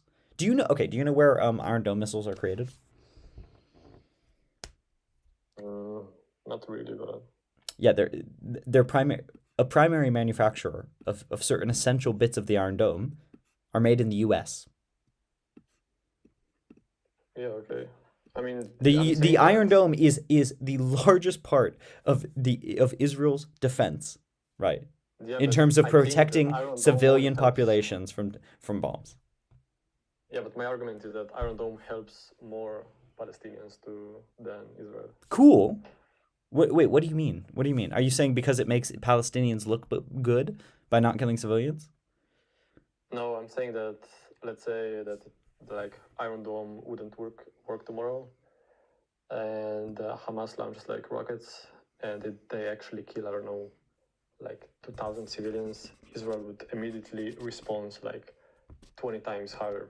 There would probably be like 50,000 civilians dead in. But I'm talking like a month or 2 months before they run out. Don't you think Israel would be motivated to not sacrifice its own civilians? Are you saying that Israel's willing to sacrifice its own civilians to have an excuse to attack Palestinians more? I don't think Hamas has the like military ability to actually force Israel to like, okay, stop. We don't have Iron Dome. We're gonna stop. I think Israel would just increase the attacks like times 50. Okay, and you don't think that that would increase attacks from Hezbollah? Like, even if they wipe out Hamas, there are multiple fronts to this war. You don't think you think that they would? You think their strategy would be to wipe out Hezbollah, which they've been trying to do for the past 10 years, fully, finally, immediately, and within 2 months, and also wipe out Hamas fully within 2 months, which they've also been trying to do for the past 10 years. You think that's the route they would go rather than being pushed to a diplomatic solution? I mean, I think that IDF would be. I don't think IDF has like a big will to go into South Lebanon. Maybe if like. But Hezbollah is currently bombing them. They need they need the Iron Dome to protect from Hezbollah. And if they don't reach a diplomatic solution with Hamas, at some point, Hezbollah is going to engage more. They've said that. And they've made it clear by continuing to bomb them. There are multiple fronts to this war. Do you see how silly, either you're right, Israel's so blind with rage that they think they can take every single one of their enemies fully out completely before their Iron Dome runs out, or us not funding them will act as a massive incentive for them to either change their practices so they get their defense back from us, or engage in diplomacy and de-escalation prior to them running out of defense.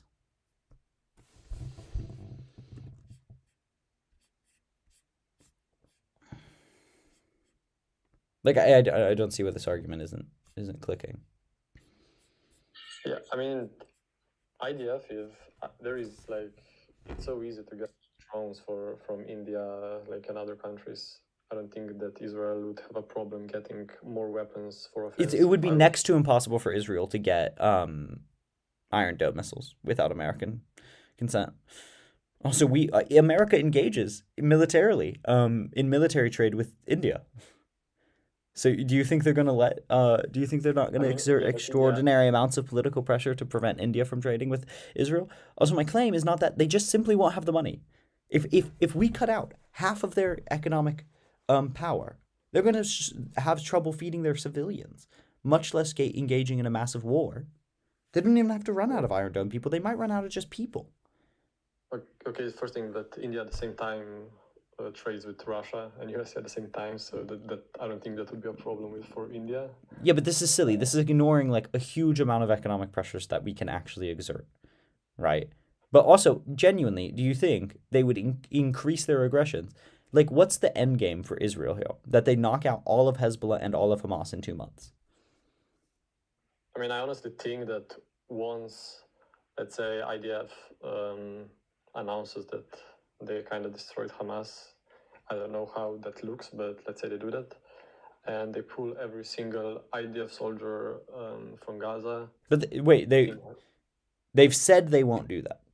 They've said explicitly they will not, even after they get rid of Hamas, they will not pull out the IDF out of Gaza to ensure an Israeli administration of the area. But that was like I think they said for the short amount of time now. They've said that multiple times, and that's still their position. Yeah, but I don't think I saw the IDF statement that they don't plan on governing Gaza.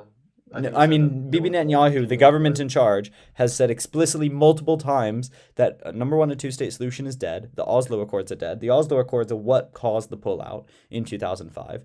So they've said the thing that caused the pullout's dead.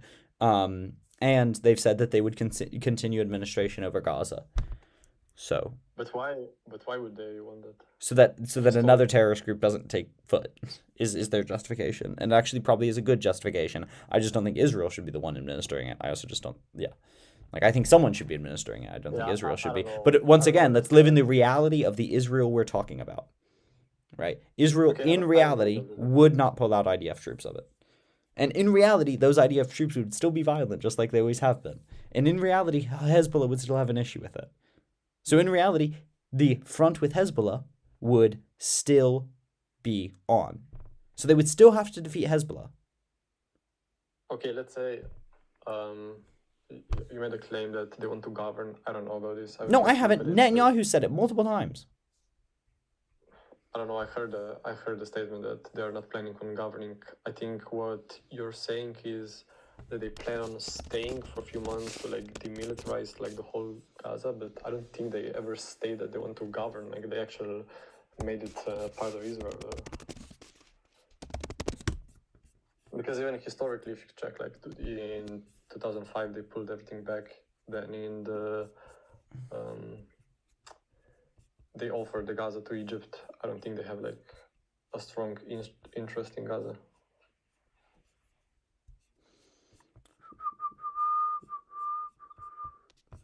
I can get the quotes up correctly. Scenario spillover regional war. I don't see any end of this where we just leave Gaza, because you know what happens when you leave Gaza, right? Yeah, I think what they were looking for, and I honestly think it's the best solution, if there would be like some intervention from other Middle Eastern country. Which Middle Eastern country do you think Israel would trust to take over it? Because that's what it would require. It would require Israel trusting them. Not like take over to make it part of it, but put like a military. I think Saudi, with Saudi, that would be okay. You think they'd be okay with Saudi? Yeah, Saudi doesn't recognize their existence. But they were just about to know before Dr. Wait, why? With what? Why were they trying to recognize Israel? I mean, it has to be like some pressure from other countries. But which country? There was one major like negotiating token that was being given to Saudi from one major country. Can you guess which one? I mean, I'm guessing USA, but I don't know why that would be like bad. Because we're talking about a situation where the US stopped supporting them diplomatically and economically. Okay, but yeah, I disagree. I don't think that would be like the best solution. No, I know, but you're saying because it's not a best solution, because even if they did, Israel would continue. So we're talking about even if they did, and in this situation, Saudi Arabia does not have their massive reason to recognize or support Israel anymore. Do you see the issue with your logic? Is Saudi is a huge ally with America. Saudi is only trying to recognize Israel because Saudi wants F-15s from the U.S. No, I see what you're saying, but my argument is that the U.S. founding would not lead to a big change. No, I know, but your argument that they can't, you're trying to point out the counter hypothetical. Okay, if they do leave, Israel's just going to continue anyway, right? So we're talking about that hypothetical right now. Do what? Can you just do what exactly? Continue their military conquest, whatever. This is your argument. You're getting lost in your own argument. No, I just said that because you asked me what's the end of this? I said that exactly in the case that America stops funding them. I know the end if America continues funding them. That's the whole point here. Is you're saying they would just if America stopped funding it, who would care? It wouldn't matter. It would actually even be worse for the Palestinians. No, the fuck it wouldn't. And you set out a situation. Well, they would pull out of Gaza eventually and give it and hope for it to be given to an Arab state. Which Arab state? Yeah. Okay. Yeah, but you're coming from the position that I don't support the. No, I'm not. I'm saying your argument only works if this is how you're arguing. Like, you're just arguing nothing if you're saying like anything else. You're literally just lost in your own argument. I'm not gonna make your argument for you. This is just silly. Okay, but let's say in case USA continues funding them. Okay, I don't care then. Israel's going to continue to win if America continues funding them. Yeah, great. Okay, I want to ask you something. Let's say USA continues funding them. IDF, by their own standard, to which I don't know what it is, eliminates Hamas. Then there is like another Middle Eastern state that governs them, and IDF pulls back like every IDF soldier. Would you say that's bad? If the U.S. continues funding them, that's not what's going to happen. Unfortunately,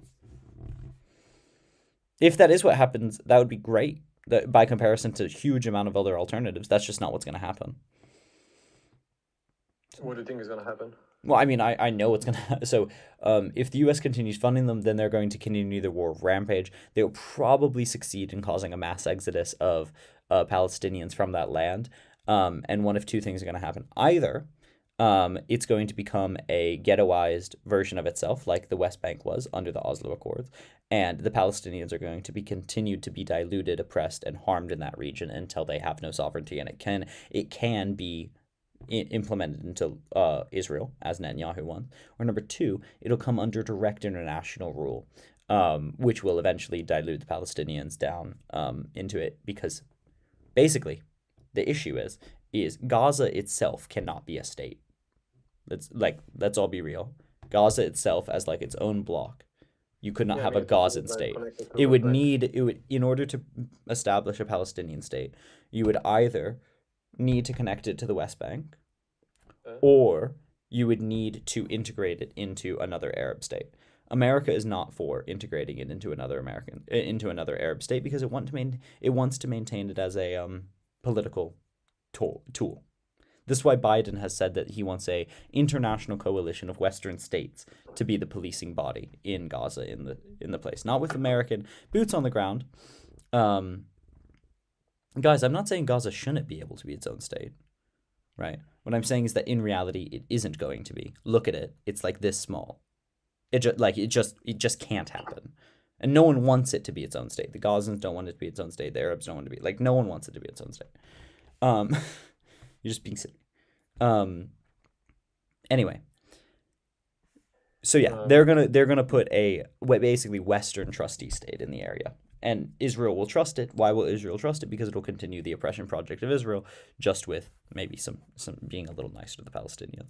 If we could have an Arab trustee state in the area, that would be beautiful.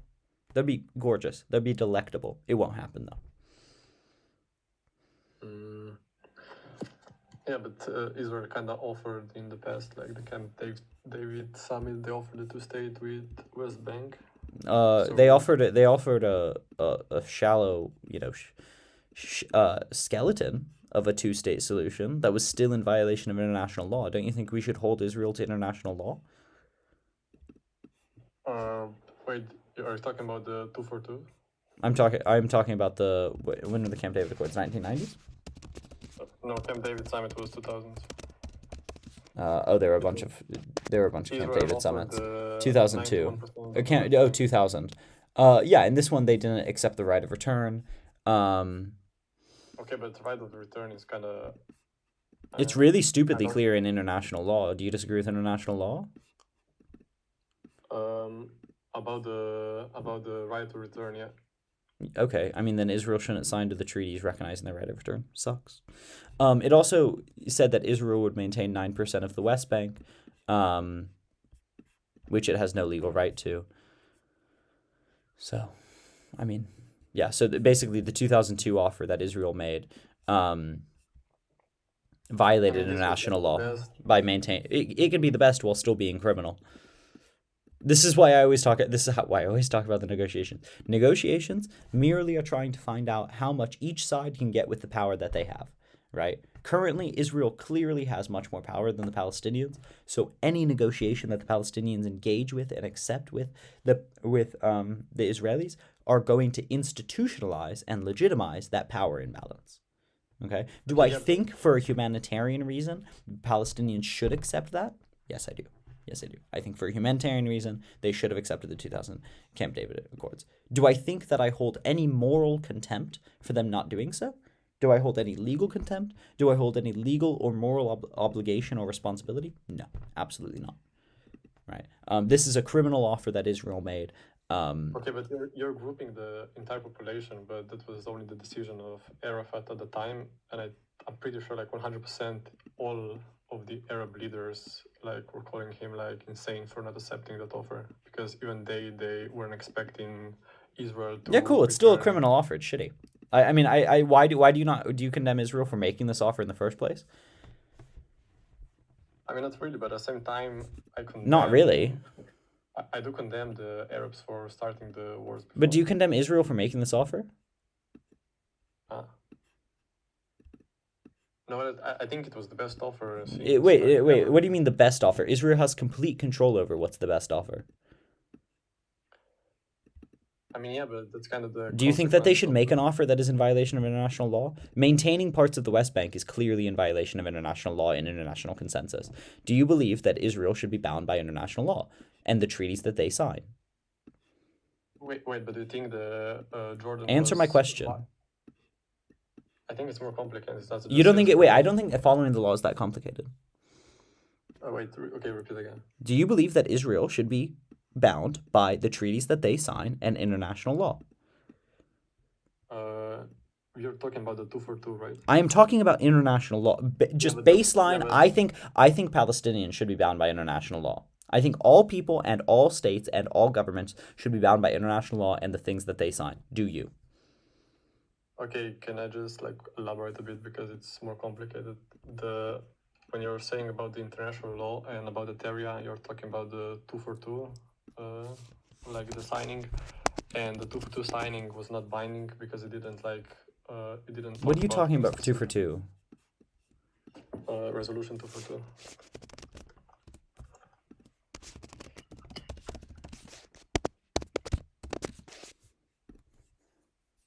I'm talking about basic international recognition of international law. When people say that no, just answer the fucking question before we go into the arguments about why they're violating international law. Like. Yeah, I think they should. Yeah. Okay, great. This is not what I was citing. I don't think that a mere resolution in the Security Council makes it international law. This is a resolution recognizing their international commitments, but it itself doesn't make it internationally binding. Okay, I think you've spoken to like idiots before. So all this is saying is that Israel's obligations under Article 2 of the Charter of the UN, right, is to do the following things. This document does not make it binding under that. Article 2 of the Charter makes it binding. Yeah, but when people say that... God, just speak to me. Yeah, I don't care what people say. Speak to me. No. Speak to me and the words I'm saying. Yes, again. Do you believe Israel has a legal right to parts of the West Bank?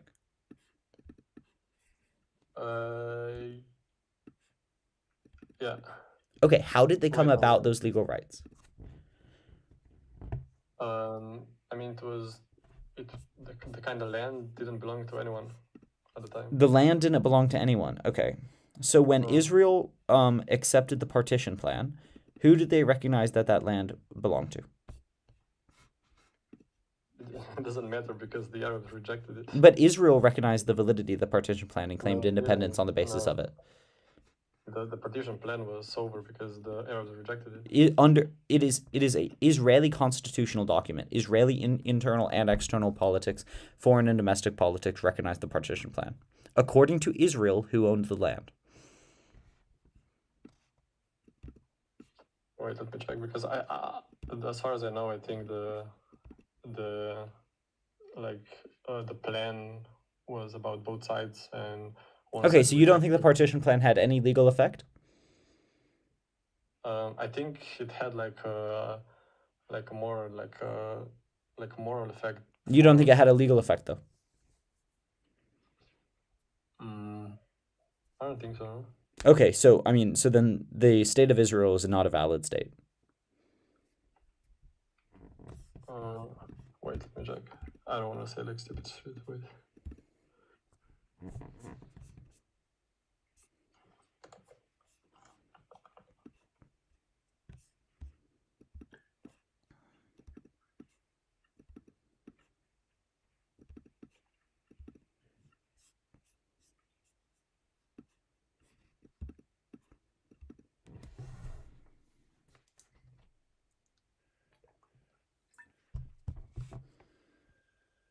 Okay, but okay, I see what you're saying.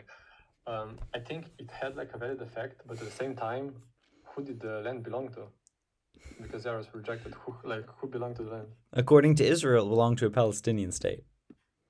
But it was not a Palestinian state, no. I mean, according to Israel, it belonged to a Palestinian state. So I'm going to ask You're Israel saying what that- they were invading. I'm not going to ask everyone else what they were invading. So you're saying that the Jordan was occupying the Palestinian state? What I'm saying is that according to Israel, it belonged to a Palestinian state, and according to international law, it belonged to Jordan. So either way, it wasn't no one's. No. I don't think it belonged to the Jordan by the international law. I mean, under international law, it did. They were under legal occupation because they were under consent of the ruled. How was it an illegal occupation? It was a legal occupation By what standard? by the standard that there was no other valid legal state there. The current occupied peoples did not contest it, right? There was no legal. There was no, what law were they violating? I mean, at the same time, Also, primary occupiers have rights against secondary occupiers. So wait. this are even if you think it was an illegal occupation, Israel doesn't have a right to occupy it contrarily. Like, for example, like I don't know how much you actually know about the law. If I steal something from you and then a third person comes and steals it from me, I can sue them and you can sue me. Do you get that? Yeah, I see what you're saying. So I get a but secondary possessory title. I think from the Israeli point of view, even if they accepted those plans, they lived under those exact borders for 20 years. They never lived under the partition plan borders. No, Nope. from 48. Nope. Following 48, they expanded past the 1948 borders. Where? Isn't I mean 48 the part. just- So okay. UN partition plan. UN partition plan. That was that. Post-war 1948 borders. Images. This is beautiful. Okay. So Israel post-war included parts like Haifa, like right next to Haifa, that they shouldn't have had. It included a much, much smaller Gazan territory, and the small Gazan territory that was there was occupied by Israel, occupied by Egypt, right? The West Bank was occupied by Jordan. Jerusalem in almost its entirety was occupied by Israel. Jerusalem was not meant to be occupied by Israel under the partition plan. It was meant to be an international territory, so 0 of it should have been occupied by anyone.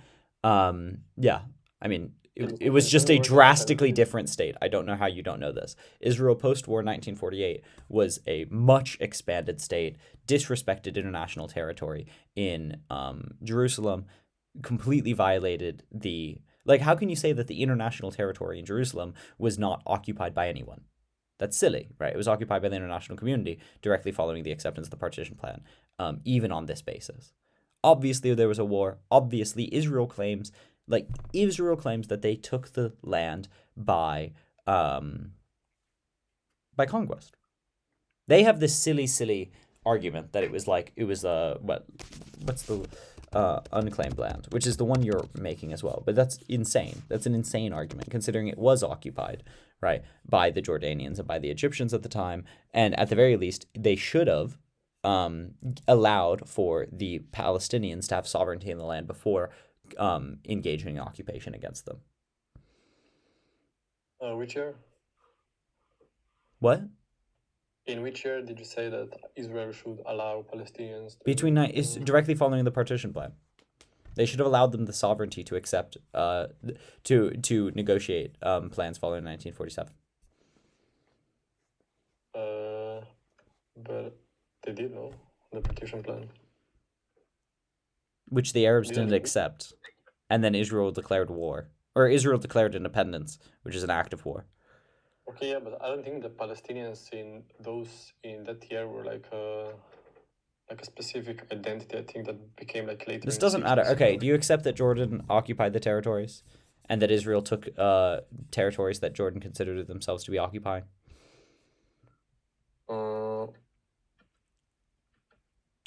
I mean, kinda, yeah. Okay. I So mean, then I can Israel say took that- these in war, didn't they? Can you say again? So Israel took these areas in war from another occupier. Yeah, I think so. Yeah. Okay. So what gives them the right to land that they took that was occupied by someone else? I mean, I can say that it's illegal, but at the same time, Okay. the whole like, do you also accept Period, that like- Okay, yeah, but do you also accept that Arab invasion after? That's fine. I really don't care. Like, the thing is the Arab nations are not Okay, trying but to you're claim on the problem sovereignty in the side. area. The Arab nations are not trying to claim sovereignty in the area. Israel is. Yeah, because they were stopped. Great. Then I don't care about about the Arab claim to sovereignty in the area. I mean, at the same time, so. It's not at the same time. One is trying to claim sovereignty in the area. One isn't. Like I mean, it doesn't matter if Arabs could conceivably claim sovereignty in the area. They are not. I don't think Syria could claim sovereignty there. I don't think Jordan could claim sovereignty there. I don't think Egypt could claim sovereignty there. I think the Palestinians could claim But sovereignty in the arguing area that you as don't have indigenous to- peoples. I think comparatively they could claim a counter-occupational territory in the West Bank or in portions of the West Bank, and Egypt could claim a counter-occupational territory in Gaza Strip. I think Egypt gave up that occupational title when they signed an agreement with Israel, right, giving over administrative control, and Jordan did the same, right? We can go through this long history of it, but I think it's ridiculous to say that Israel got these in any other way than illegal, which you agree to. So if Israel got them in illegal ways, then they're engaging in illegal occupation of those territories. It's really that simple. Okay, yeah, but I don't think it's fair that your whole argument is okay. They didn't do that because they were stopped. They would do that, like we both know. They were talking about. No, but my whole pushing argument is that the- it doesn't matter how they're not doing it. It's not even an argument. You're attempting to engage in a whataboutism. Not only is the whataboutism a logical fallacy that doesn't matter, right? Like even if the Arabs were really, really bad, even if they were evil, it doesn't make Israel any less evil. And we're talking about Israel's legal rights right now.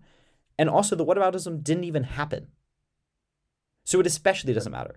So it's a poor form of argument, period. And it's an even poorer form of argument when the thing didn't happen. It's not my argument. It's me saying how incredibly mind-numbingly stupid what you're saying is. It's not an argument. I mean, It's literally if I dismissing what you're saying. What you're saying doesn't matter. It's not a counter-argument. What you're saying doesn't matter. Make an actual argument. Do you believe... So when we're talking about Israel's legal rights, do you believe they have legal rights to the territory that they took following 1948? 1948. I would have to like look more into this. How do you not know these maps? Wait, I was supposed to know everything. I'm not. Yeah, you should. Wait, you should know anything about the land you're talking about. These are like incredibly important. The fact that they took extra land in 1948, the fact that they took Okay, extra so, land in okay, let's do this. 1967, Okay, I'm gonna- why? Okay, I'm gonna argue like I did. I think. Don't okay. argue on things you don't know. I just think Yeah, it's I I said think that- it's incredibly okay, I think it's incredibly irresponsible to argue about things you don't know. So the correct answer Okay. is not to pretend, it's to leave. Okay, let me just put like the last argument. I don't think if I put myself into Israeli shoes after getting like attacked by 5 different Arab nations, I don't think my priority would be, okay, am I doing something illegal now? I would put priority into like just trying to stabilize and maximize the security around my country, because you are surrounded by like 5 different states that stated and tried to, as I said, like destroyed So yeah, you can say they're doing something illegal, but I don't think at that You just don't time. care. Cool. I mean, if someone yelled at me and called me a slur, I don't think I would care about the laws very much either. It doesn't mean they don't apply to me. If Israel's argument is that they're too mad or too scared for the laws to apply to them, cool. They should Wait, come you to didn't know international that in court and 48 talk to any self-respecting lawyer about that. But if your argument is like Israel's they're so scared with their nukes and their big missiles that they're in going to be 48, hurt. where is For that? Israel for international law to apply. Cool. International law does unfortunately apply to them. Sucks to suck. It applies to everyone, and we should apply it. So I mean, if your argument is I wouldn't care about law, cool. I think you should probably be taken out of society then. Okay, but you're making claims with later on, but is your actually position that they had no valid reasons to be scared in 48 before? No, what I'm any- saying is that doesn't exempt them from international law. Like it. Okay. Yeah, I'm saying even if your argument was true, even if they're mega stupid scared, which I think is by and large Okay. overreaction. Like I think they are using it as a propaganda tool. I think they have some valid reason to be scared. I don't think that exempts them from international law. Just like me being scared doesn't exempt me from law. Obviously. They're obliged. It doesn't matter. If you disagree with the laws, cool. Tell me why I'm not applying the laws right. But if you're like, yeah, they're fucking criminals, but they're really scared, guys. But they have a really, really hard time. I don't care. It doesn't matter how hard their time is. They still are obliged to follow the laws. Okay, but why would then the land belong to the Palestinians if they rejected it from their from? Wait, they have Palestinians? an inherent right to the land. The Palestinians do. They have an What way? indigenous right to the land.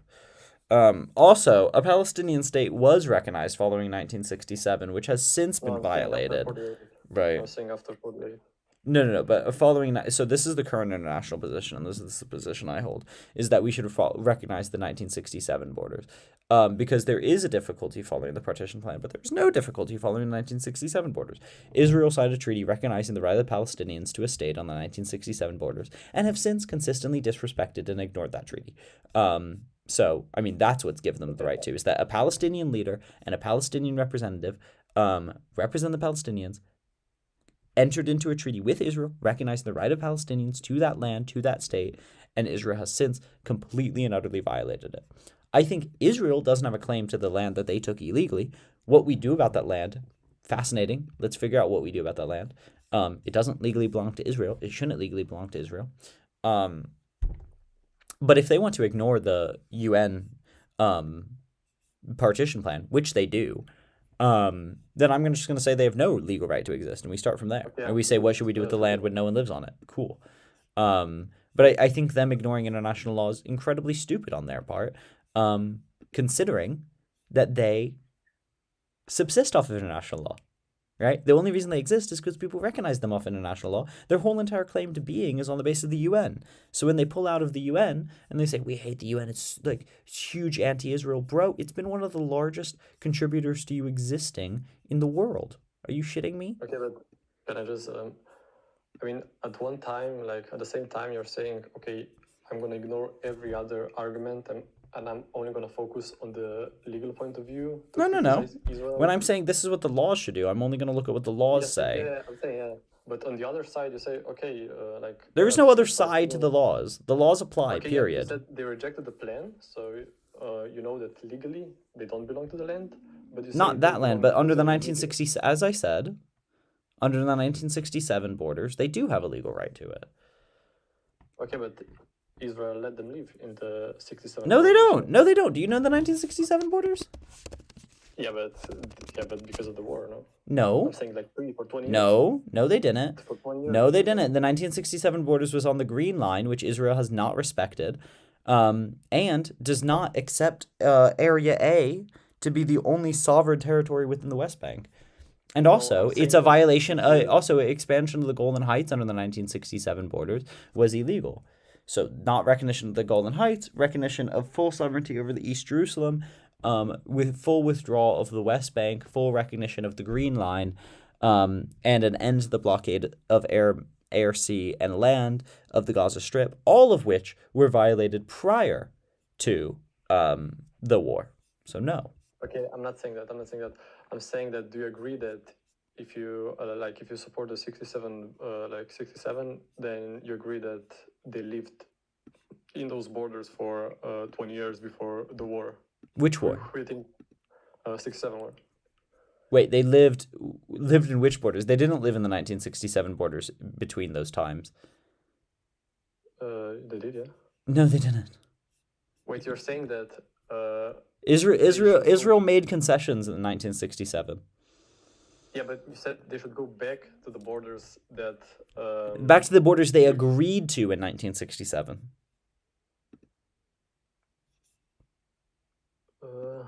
Wait, this was after the war or before? This was after, right? It's directly following that. This was the proposed but peace just treaty after and the the agreed war, peace treaty following 1967. I believe it was June 4th, 1967. Wait, as far as I remember, after 67, Israel got control of whole West Bank and the whole Gaza. Yeah, so this was the one they claimed they were in control of at June 4th, 1967, prior to the Yom Kippur War. So which agreement did they agree in 67? Well, so this is direct. Well, it was a 7-day war, babe. So directly following 1967, right? They agreed and recognized the right to go back to the pre-1967 borders, following the international recognition that the Yom Kippur War had no legal validity in terms of changing their rights. Also, that would look like an independent Gaza and independent West Bank, which was not true prior to the 1967 war. So, I mean, a bunch of things changed. But either way, this doesn't matter. Do you agree that we should go back to the June 4th, 1967 borders with an independent Gaza and an independent West Bank? I mean, I think we should, but it's never going to happen. Do you condemn Israel for criminally not going back to them? This shouldn't be. No. It shouldn't be hard. Why? Why do you not condemn this country for being criminal and violating the sovereignty of natives living in their land? I mean, it's kind of complicated. What's complicated about following the law? It's complicated because at the same time, the Palestinians could head those exact borders if it. The PA has offered those borders. This was literally the offer that the PA made in Camp David. This is what they offered in 2000. Okay, but you understand that you can't reject the plan, go to war, lose more territory, and then say, okay, I want to go back to those borders. But Israel has no legal right to gain territory by war. I mean, sure, you can say that's illegal, but I don't think from Israeli point of view. Exactly. I don't care. I don't care from a murderer's point of view. I don't care from a criminal's point of view what they think is right. That's not the question that we ask in court. Okay, right? When we go to court and we're like, should we put this person in jail? We're not like, well, what did they think? No, we're like, how did the law apply to them? If you're going to say in one side, yeah, the law should apply to them, and then say on another, I'm not going to condemn them for not following the laws, your words have no meaning. I think you're doing this. What do you mean? Tell me where I'm not applying the laws correctly, right? And we can talk. You're the one saying, I don't condemn Israel for not following the laws. No, can I say? Because previously you said, okay, I want Israel to follow the law because they accepted the partition plan, but at the same time, you don't hold Palestinians to the standard to rejecting that same plan and then going to war. Do you condemn? I don't think they get no, because I don't think they gained legal rights under the partition plan. I'm not claiming that the Palestinians gained legal rights under the partition plan. Yeah, so why? So who does the land belong to? It doesn't belong to. So okay. What I've said explicitly, right, is Israel's claim to the land originates from the partition plan. Palestine's claim to the land does not. Palestine's claim to the land comes from the occupation, right, and de facto and then de jure institutionalized ownership of that land pre-1967, and then following 1967 via international recognition. So that's how they gained a claim to the land. You think I'm having a double standard when I'm just talking about two different things. Yeah, I just don't you're just not understanding what I'm saying if that's your claim that I'm having a double standard. That's just ridiculous. I mean, I think I do because... You don't. You said I had a double standard because I don't think Palestinians gained any legal... Or because I think Palestinians, for some reason, have a double standard. Or for some reason, I'm not applying the same laws. No, I'm not. I mean, I'm saying Israel makes this claim, that's wrong for this reason. Palestine makes this claim, that's correct for this reason. Not Okay, double can I just standard. ask one question to understand like your position more? Do you like condemn at the same time Arabs for like invading the newly established state Israel after the partition plan that they rejected? No, I don't because they had no legal right to make that claim. But how does the like the what's the other alternative for state to become legal? Like I don't understand the point.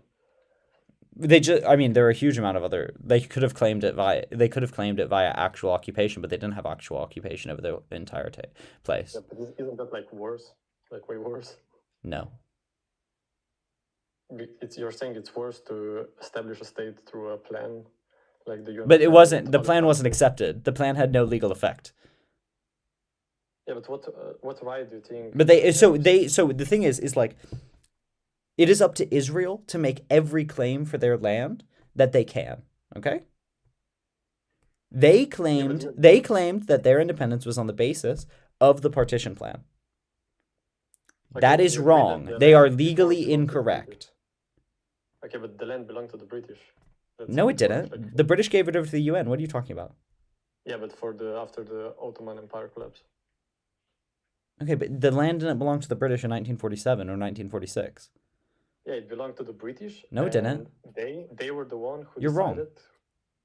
How am I wrong? The British had left.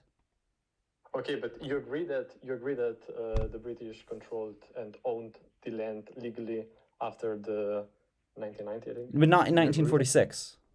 Yeah, but you agree that they owned the land. Yeah, they after had a mandate. They didn't own it. They had a mandate over it. They owned it. No, they It didn't. was They just didn't called own the it. land They because owned the administered land. it. That's not what a mandate is. Who owned the land? Who owned the land? The same thing as any other mandate. Technically, who owns the land is the natives. Yeah, but that's not a legal argument.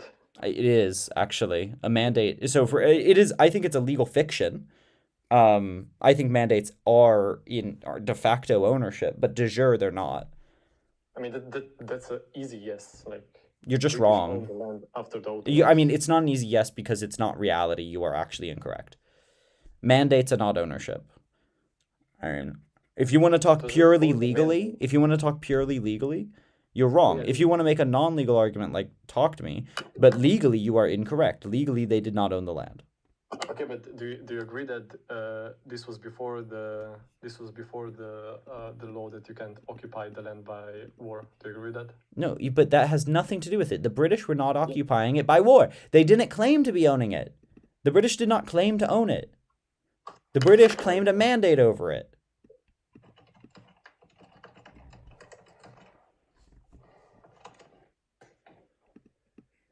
You're going to get like a 2-cent like legal opinion. Mandates are not ownership.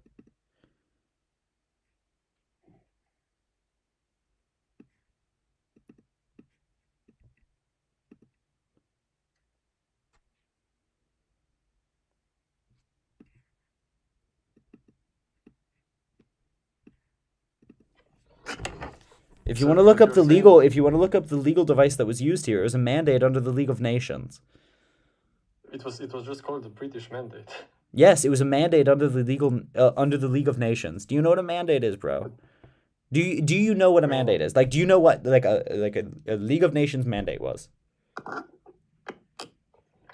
Well, you can tell me. I think I know, but I don't think I can like verbalize it the best. It's like a. Yeah, can you explain?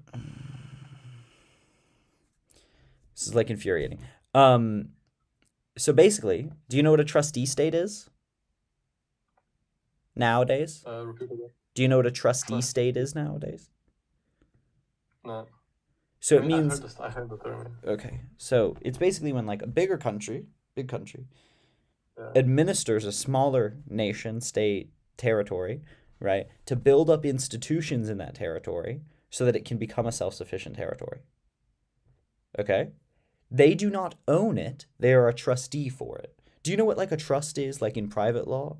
Like in like normal law? No, tell me. So if if you give me, I don't know, a big fucking painting, and then you say, hey, I'm not giving that to you like for you to have. I'm giving that so you can take care of it for like my son when I die, right? I don't own the painting per se. Right? I'm a trustee for it. I have to take care of it, but like I don't own it. I can't use it for my own use. Your son owns it. Do you get that? Same thing here. The British didn't own Palestine for their use, right? They administered it, and they had obligations to the Palestinians because of that administration. And they had control because of that administration, but they had obligations because of that administration. Okay, I see what you're saying, but do you agree that British was making promises to both Arabs and Jews? That has very little to do with the mandate. But yes, but they that did is your different. Yeah, so I mean, they were making promises that they could not engage in because they had no legal right to be making either of those promises. But yes, there were. No, the British. Okay, the British mandate ended prior to 1947. It was under in Palestine. It was given to the UN. Okay, it was given to the UN. When did UN administration of Palestine start? Because the British pulled out of the UN. The British pulled out of Palestine prior to. Did the British pull out of Palestine? 1948. They gave up their mandate, yes. They pulled out prior, though, did they not? Give me 1 second. They pulled out prior and handed over a huge amount of control to the UN prior to this. Last meeting, 1948. Okay, yeah. The League of Nations, at its last meeting, agreed to liquidate and transfer all assets. The passed a resolution recognizing the institution to grant independence to Transjordan. Anglo report. The part of the mandate in respect of Transjordan legally ended then. Established here, the special UN proposal. They recommended the mandate terminate as soon as possible and no later than. Okay, wait. When did Israel get independence? Yeah, okay. So it was handed over in the interim between August 1st, 1948, and the interim where Israel claimed independence immediately following the passage of the partition plan in May. Yeah, so they did cut down the land now, by that logic. I mean, they didn't own it. They had a mandate over it. You're correct. They had a mandate over it, but that's not ownership. And they had no legal right to give it to one state or another under the mandate. Yeah, but I think I think it's important to like realize that this was before the actual law that you can't conquer the land by. No, but it wasn't. Yeah, because Britain basically got the land by conquering it. Wait, but they didn't own the land, you dipshit. Like, they didn't own it. They didn't claim it by conquest. It was given to them by the League of Nations. Okay, but if you... They didn't gain it by conquest. But also, the end. Okay, so state conquest was ended under the Covenant of the League of Nations, and the League of Nations was ended and all became the UN in 1946. So the covenant continued through 1946. So at the very least, 1946, the conquest was gone. So in 1948, conquest was illegal. In 1948, but yeah, not in 1990 when the British. But once again, they didn't gain it by conquest. But also, it doesn't matter, right? Military. So it doesn't matter. Right now, the Palestinian and the Israeli natives had the right to the land under the mandate. That's who had the right to the land under the mandate. They were being administered at one point by Britain and one point by Britain and the UN together. Okay. At no point did England have a right to the land. They had a right to administer the land, and they had obligations to the people of that land. But at no point did they gain the right to the land by conquest. It was an administered land for the natives of the people following a dissolution of an empire. But what do you mean by right? I don't know what you mean by right now. Like before they had a right to administration. Yeah, but by what? By what right? What was the law? Under their recognition of under the League of Nations recognition of their mandate. Yeah, but it was a British mandate. I mean, you're saying you can do like, okay, they were not the owners. It wasn't like Britain, but at the same time, they were the one making. They were given the policy. mandate They weren't given the mandate. They got by it. the League of Nations. Okay, yeah, but that was just the name. The British were the one that took over the land. Yes, the one that were. Yeah, but they conquered the land. You can say it's illegal. They had no ownership over the land.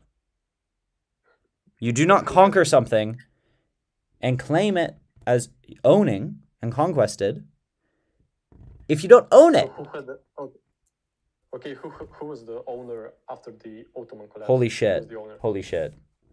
I've said it like 5 Yeah, who times. was the owner? The people that had the ownership to the land were the people living in it. The natives, Okay, by which the law? Israelis, and the Palestinians. That's not a legal argument. Yes, it is. No. Okay, then tell me which law. Mother. Like it is the laws of mandate. That's what that is what mandates mean under the League of Nations. No, I'm asking you in the after the Also, Ottoman no collapse. one law dictates ownership. Like, what law tells you? What law tells you that you own your phone? I don't know, like the. No one law tells you that you own your phone. Yeah, but we are talking about countries. It's pretty much accepted how to get like the rights to certain borders. You have to. Yes, get Britain did recognitions. not claim that they gained the rights to Palestine I mean, on the basis of conquest. They did not do that. In international court, in international law, they did not claim that. They were given a mandate by the League of Nations. It was not the British mandate. So it was not the British mandate. The British were not mandating this. I think you're misunderstanding what mandate means. They were given a mandate territory, which means that they had mandate powers over it. Okay? Just like a trustee state. okay, so you're saying that the land didn't, by the law, belong to anyone? You agree with that? No. How not? It was the people who had the legal right to the land were the indigenous and native people to the land, so the current occupiers of it, who were the Palestinian and Israeli people. That's not a legal argument. You keep saying this, you're wrong. You're just wrong. I'm not wrong. Okay, So, I mean, okay, you didn't know what a mandate meant.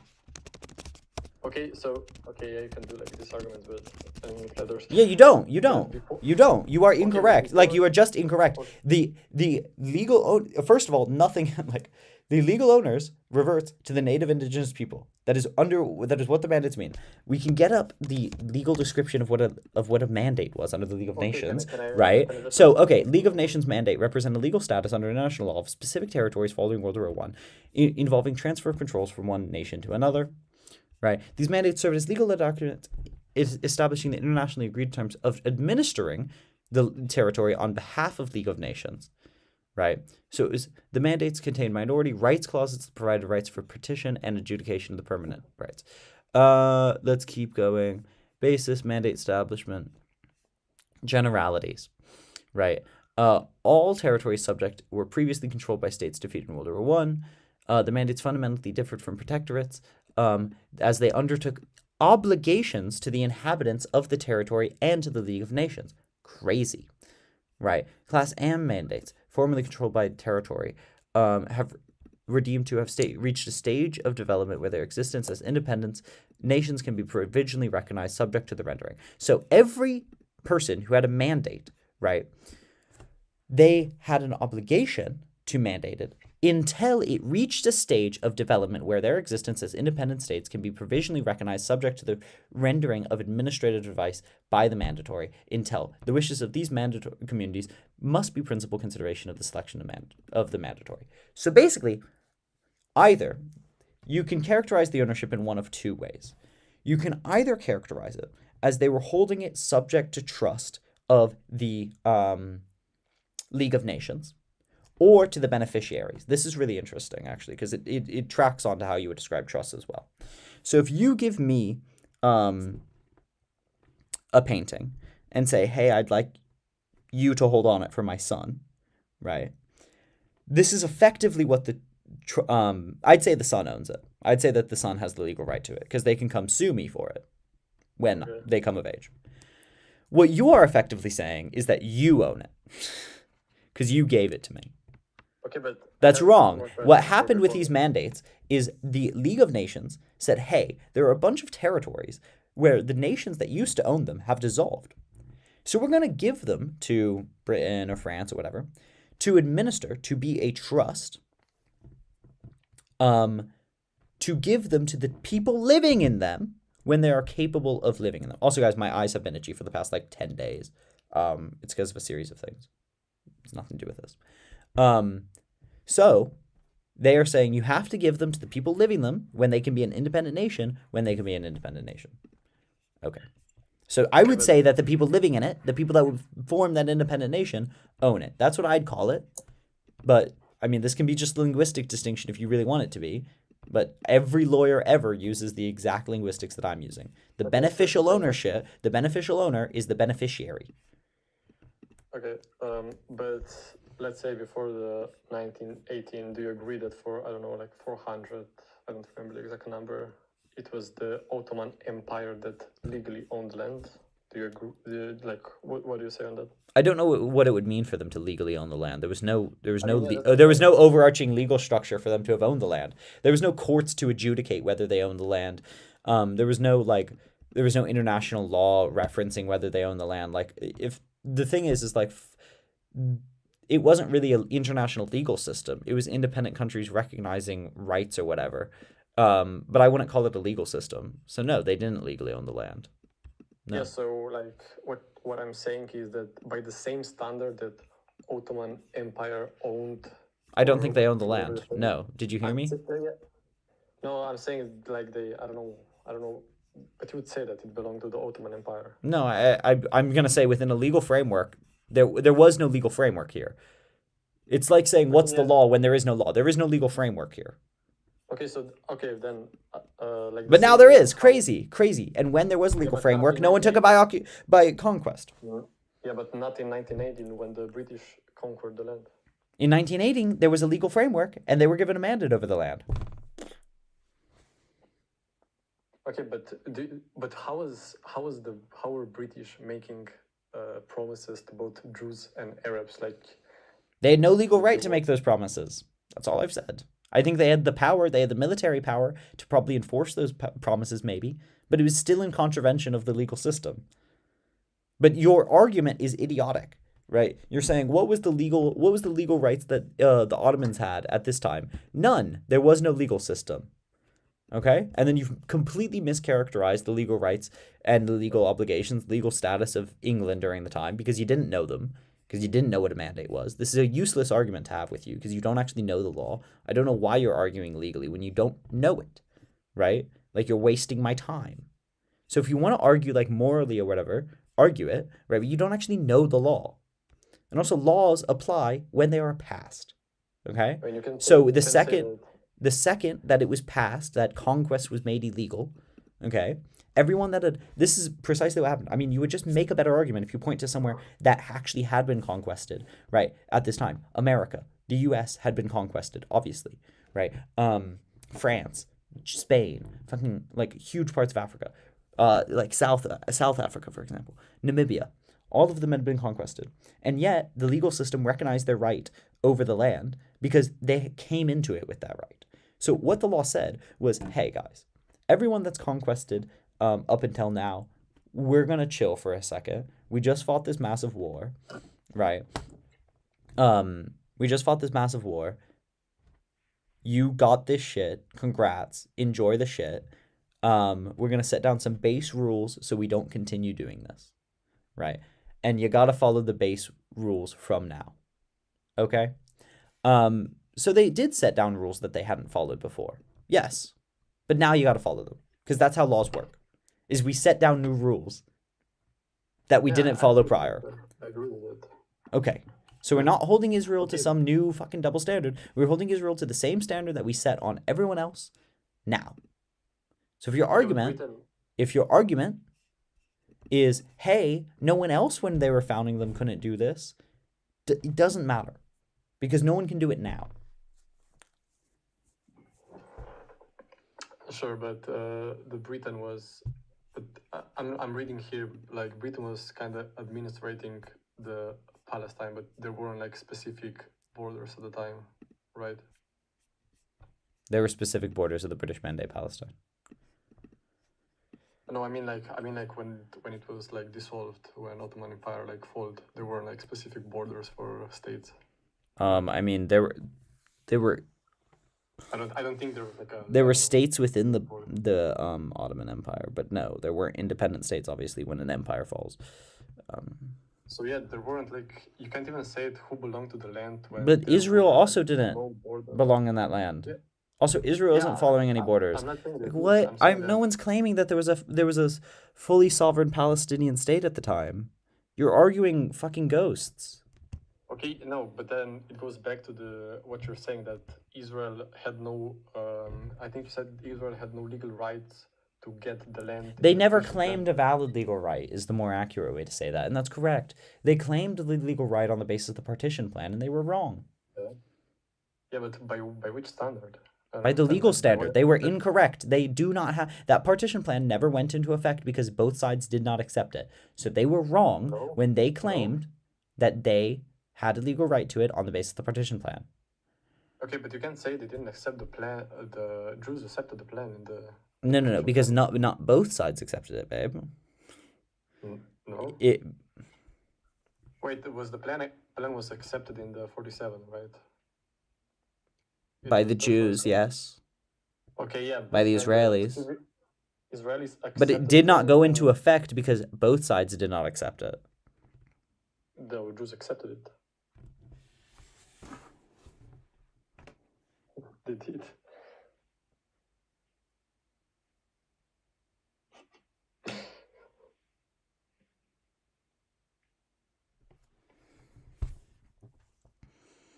Like in 47 they accepted it, but like I agree that maybe in 48 after the war they took over the land, but that was after the Arab invasion.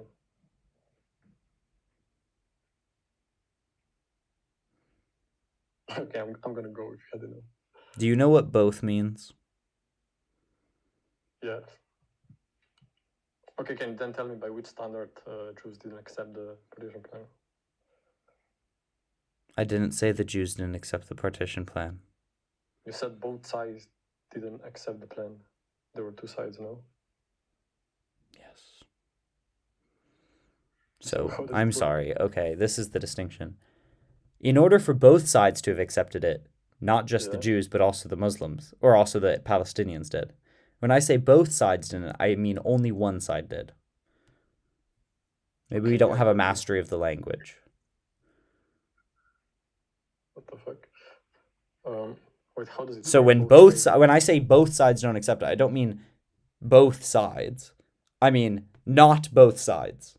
So only one. Okay, so therefore not both. Both sides didn't accept the plan. You're saying? Only the Jews accepted it. It required that both of them accepted it. That requirement didn't get hit. You know what I mean. Did both sides accept? No. Okay, yeah, but how is that the fault of the Jews? It doesn't have to be the fault of them. If I propose a contract to you and you don't sign it, but I sign it, it doesn't have any effect. Yeah, okay, so how was then the, because your argument was that it wasn't like a legal right for Jews to accept the state of Israel in the partition plan. I'm going to repeat this. If I offer you a contract and you don't accept it, the contract has no legal right for either of us. There was a proposal for both Israelis and Palestinians. The Palestinians did not accept it, so it had neither an effect for the Israelis or the Palestinians. Okay, yeah, but by which standard? By how fucking contracts work. That's how they work. That's the function of them. That's how a proposal works. If I propose something to you and you don't accept it, it has no effect for either you nor me. That's just how they work. There doesn't need to be like a law explaining every single like basic legal concept. What do you mean by what standard? The standard of how things work. Are you contesting the basic understanding of contracts? Are we misunderstanding them? Do I need to explain to you like every single legal concept in the world? Like, this is insane. You are a waste of my time. Okay, I'm done. Because you you either are missing 90% of your brain cells, right? Or you are genuinely very dumb, or you are actively wasting my time. None of these are a good use of my time. So goodbye. Okay.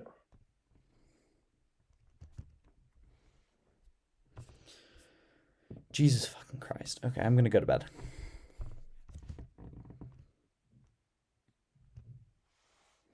I'm gonna go to bed.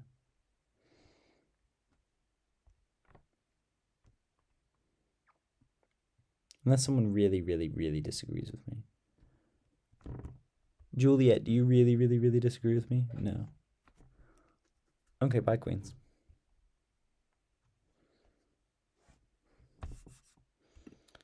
Bye, Queens. Okay, we got 5 people on here. I trust that y'all follow me. TBH.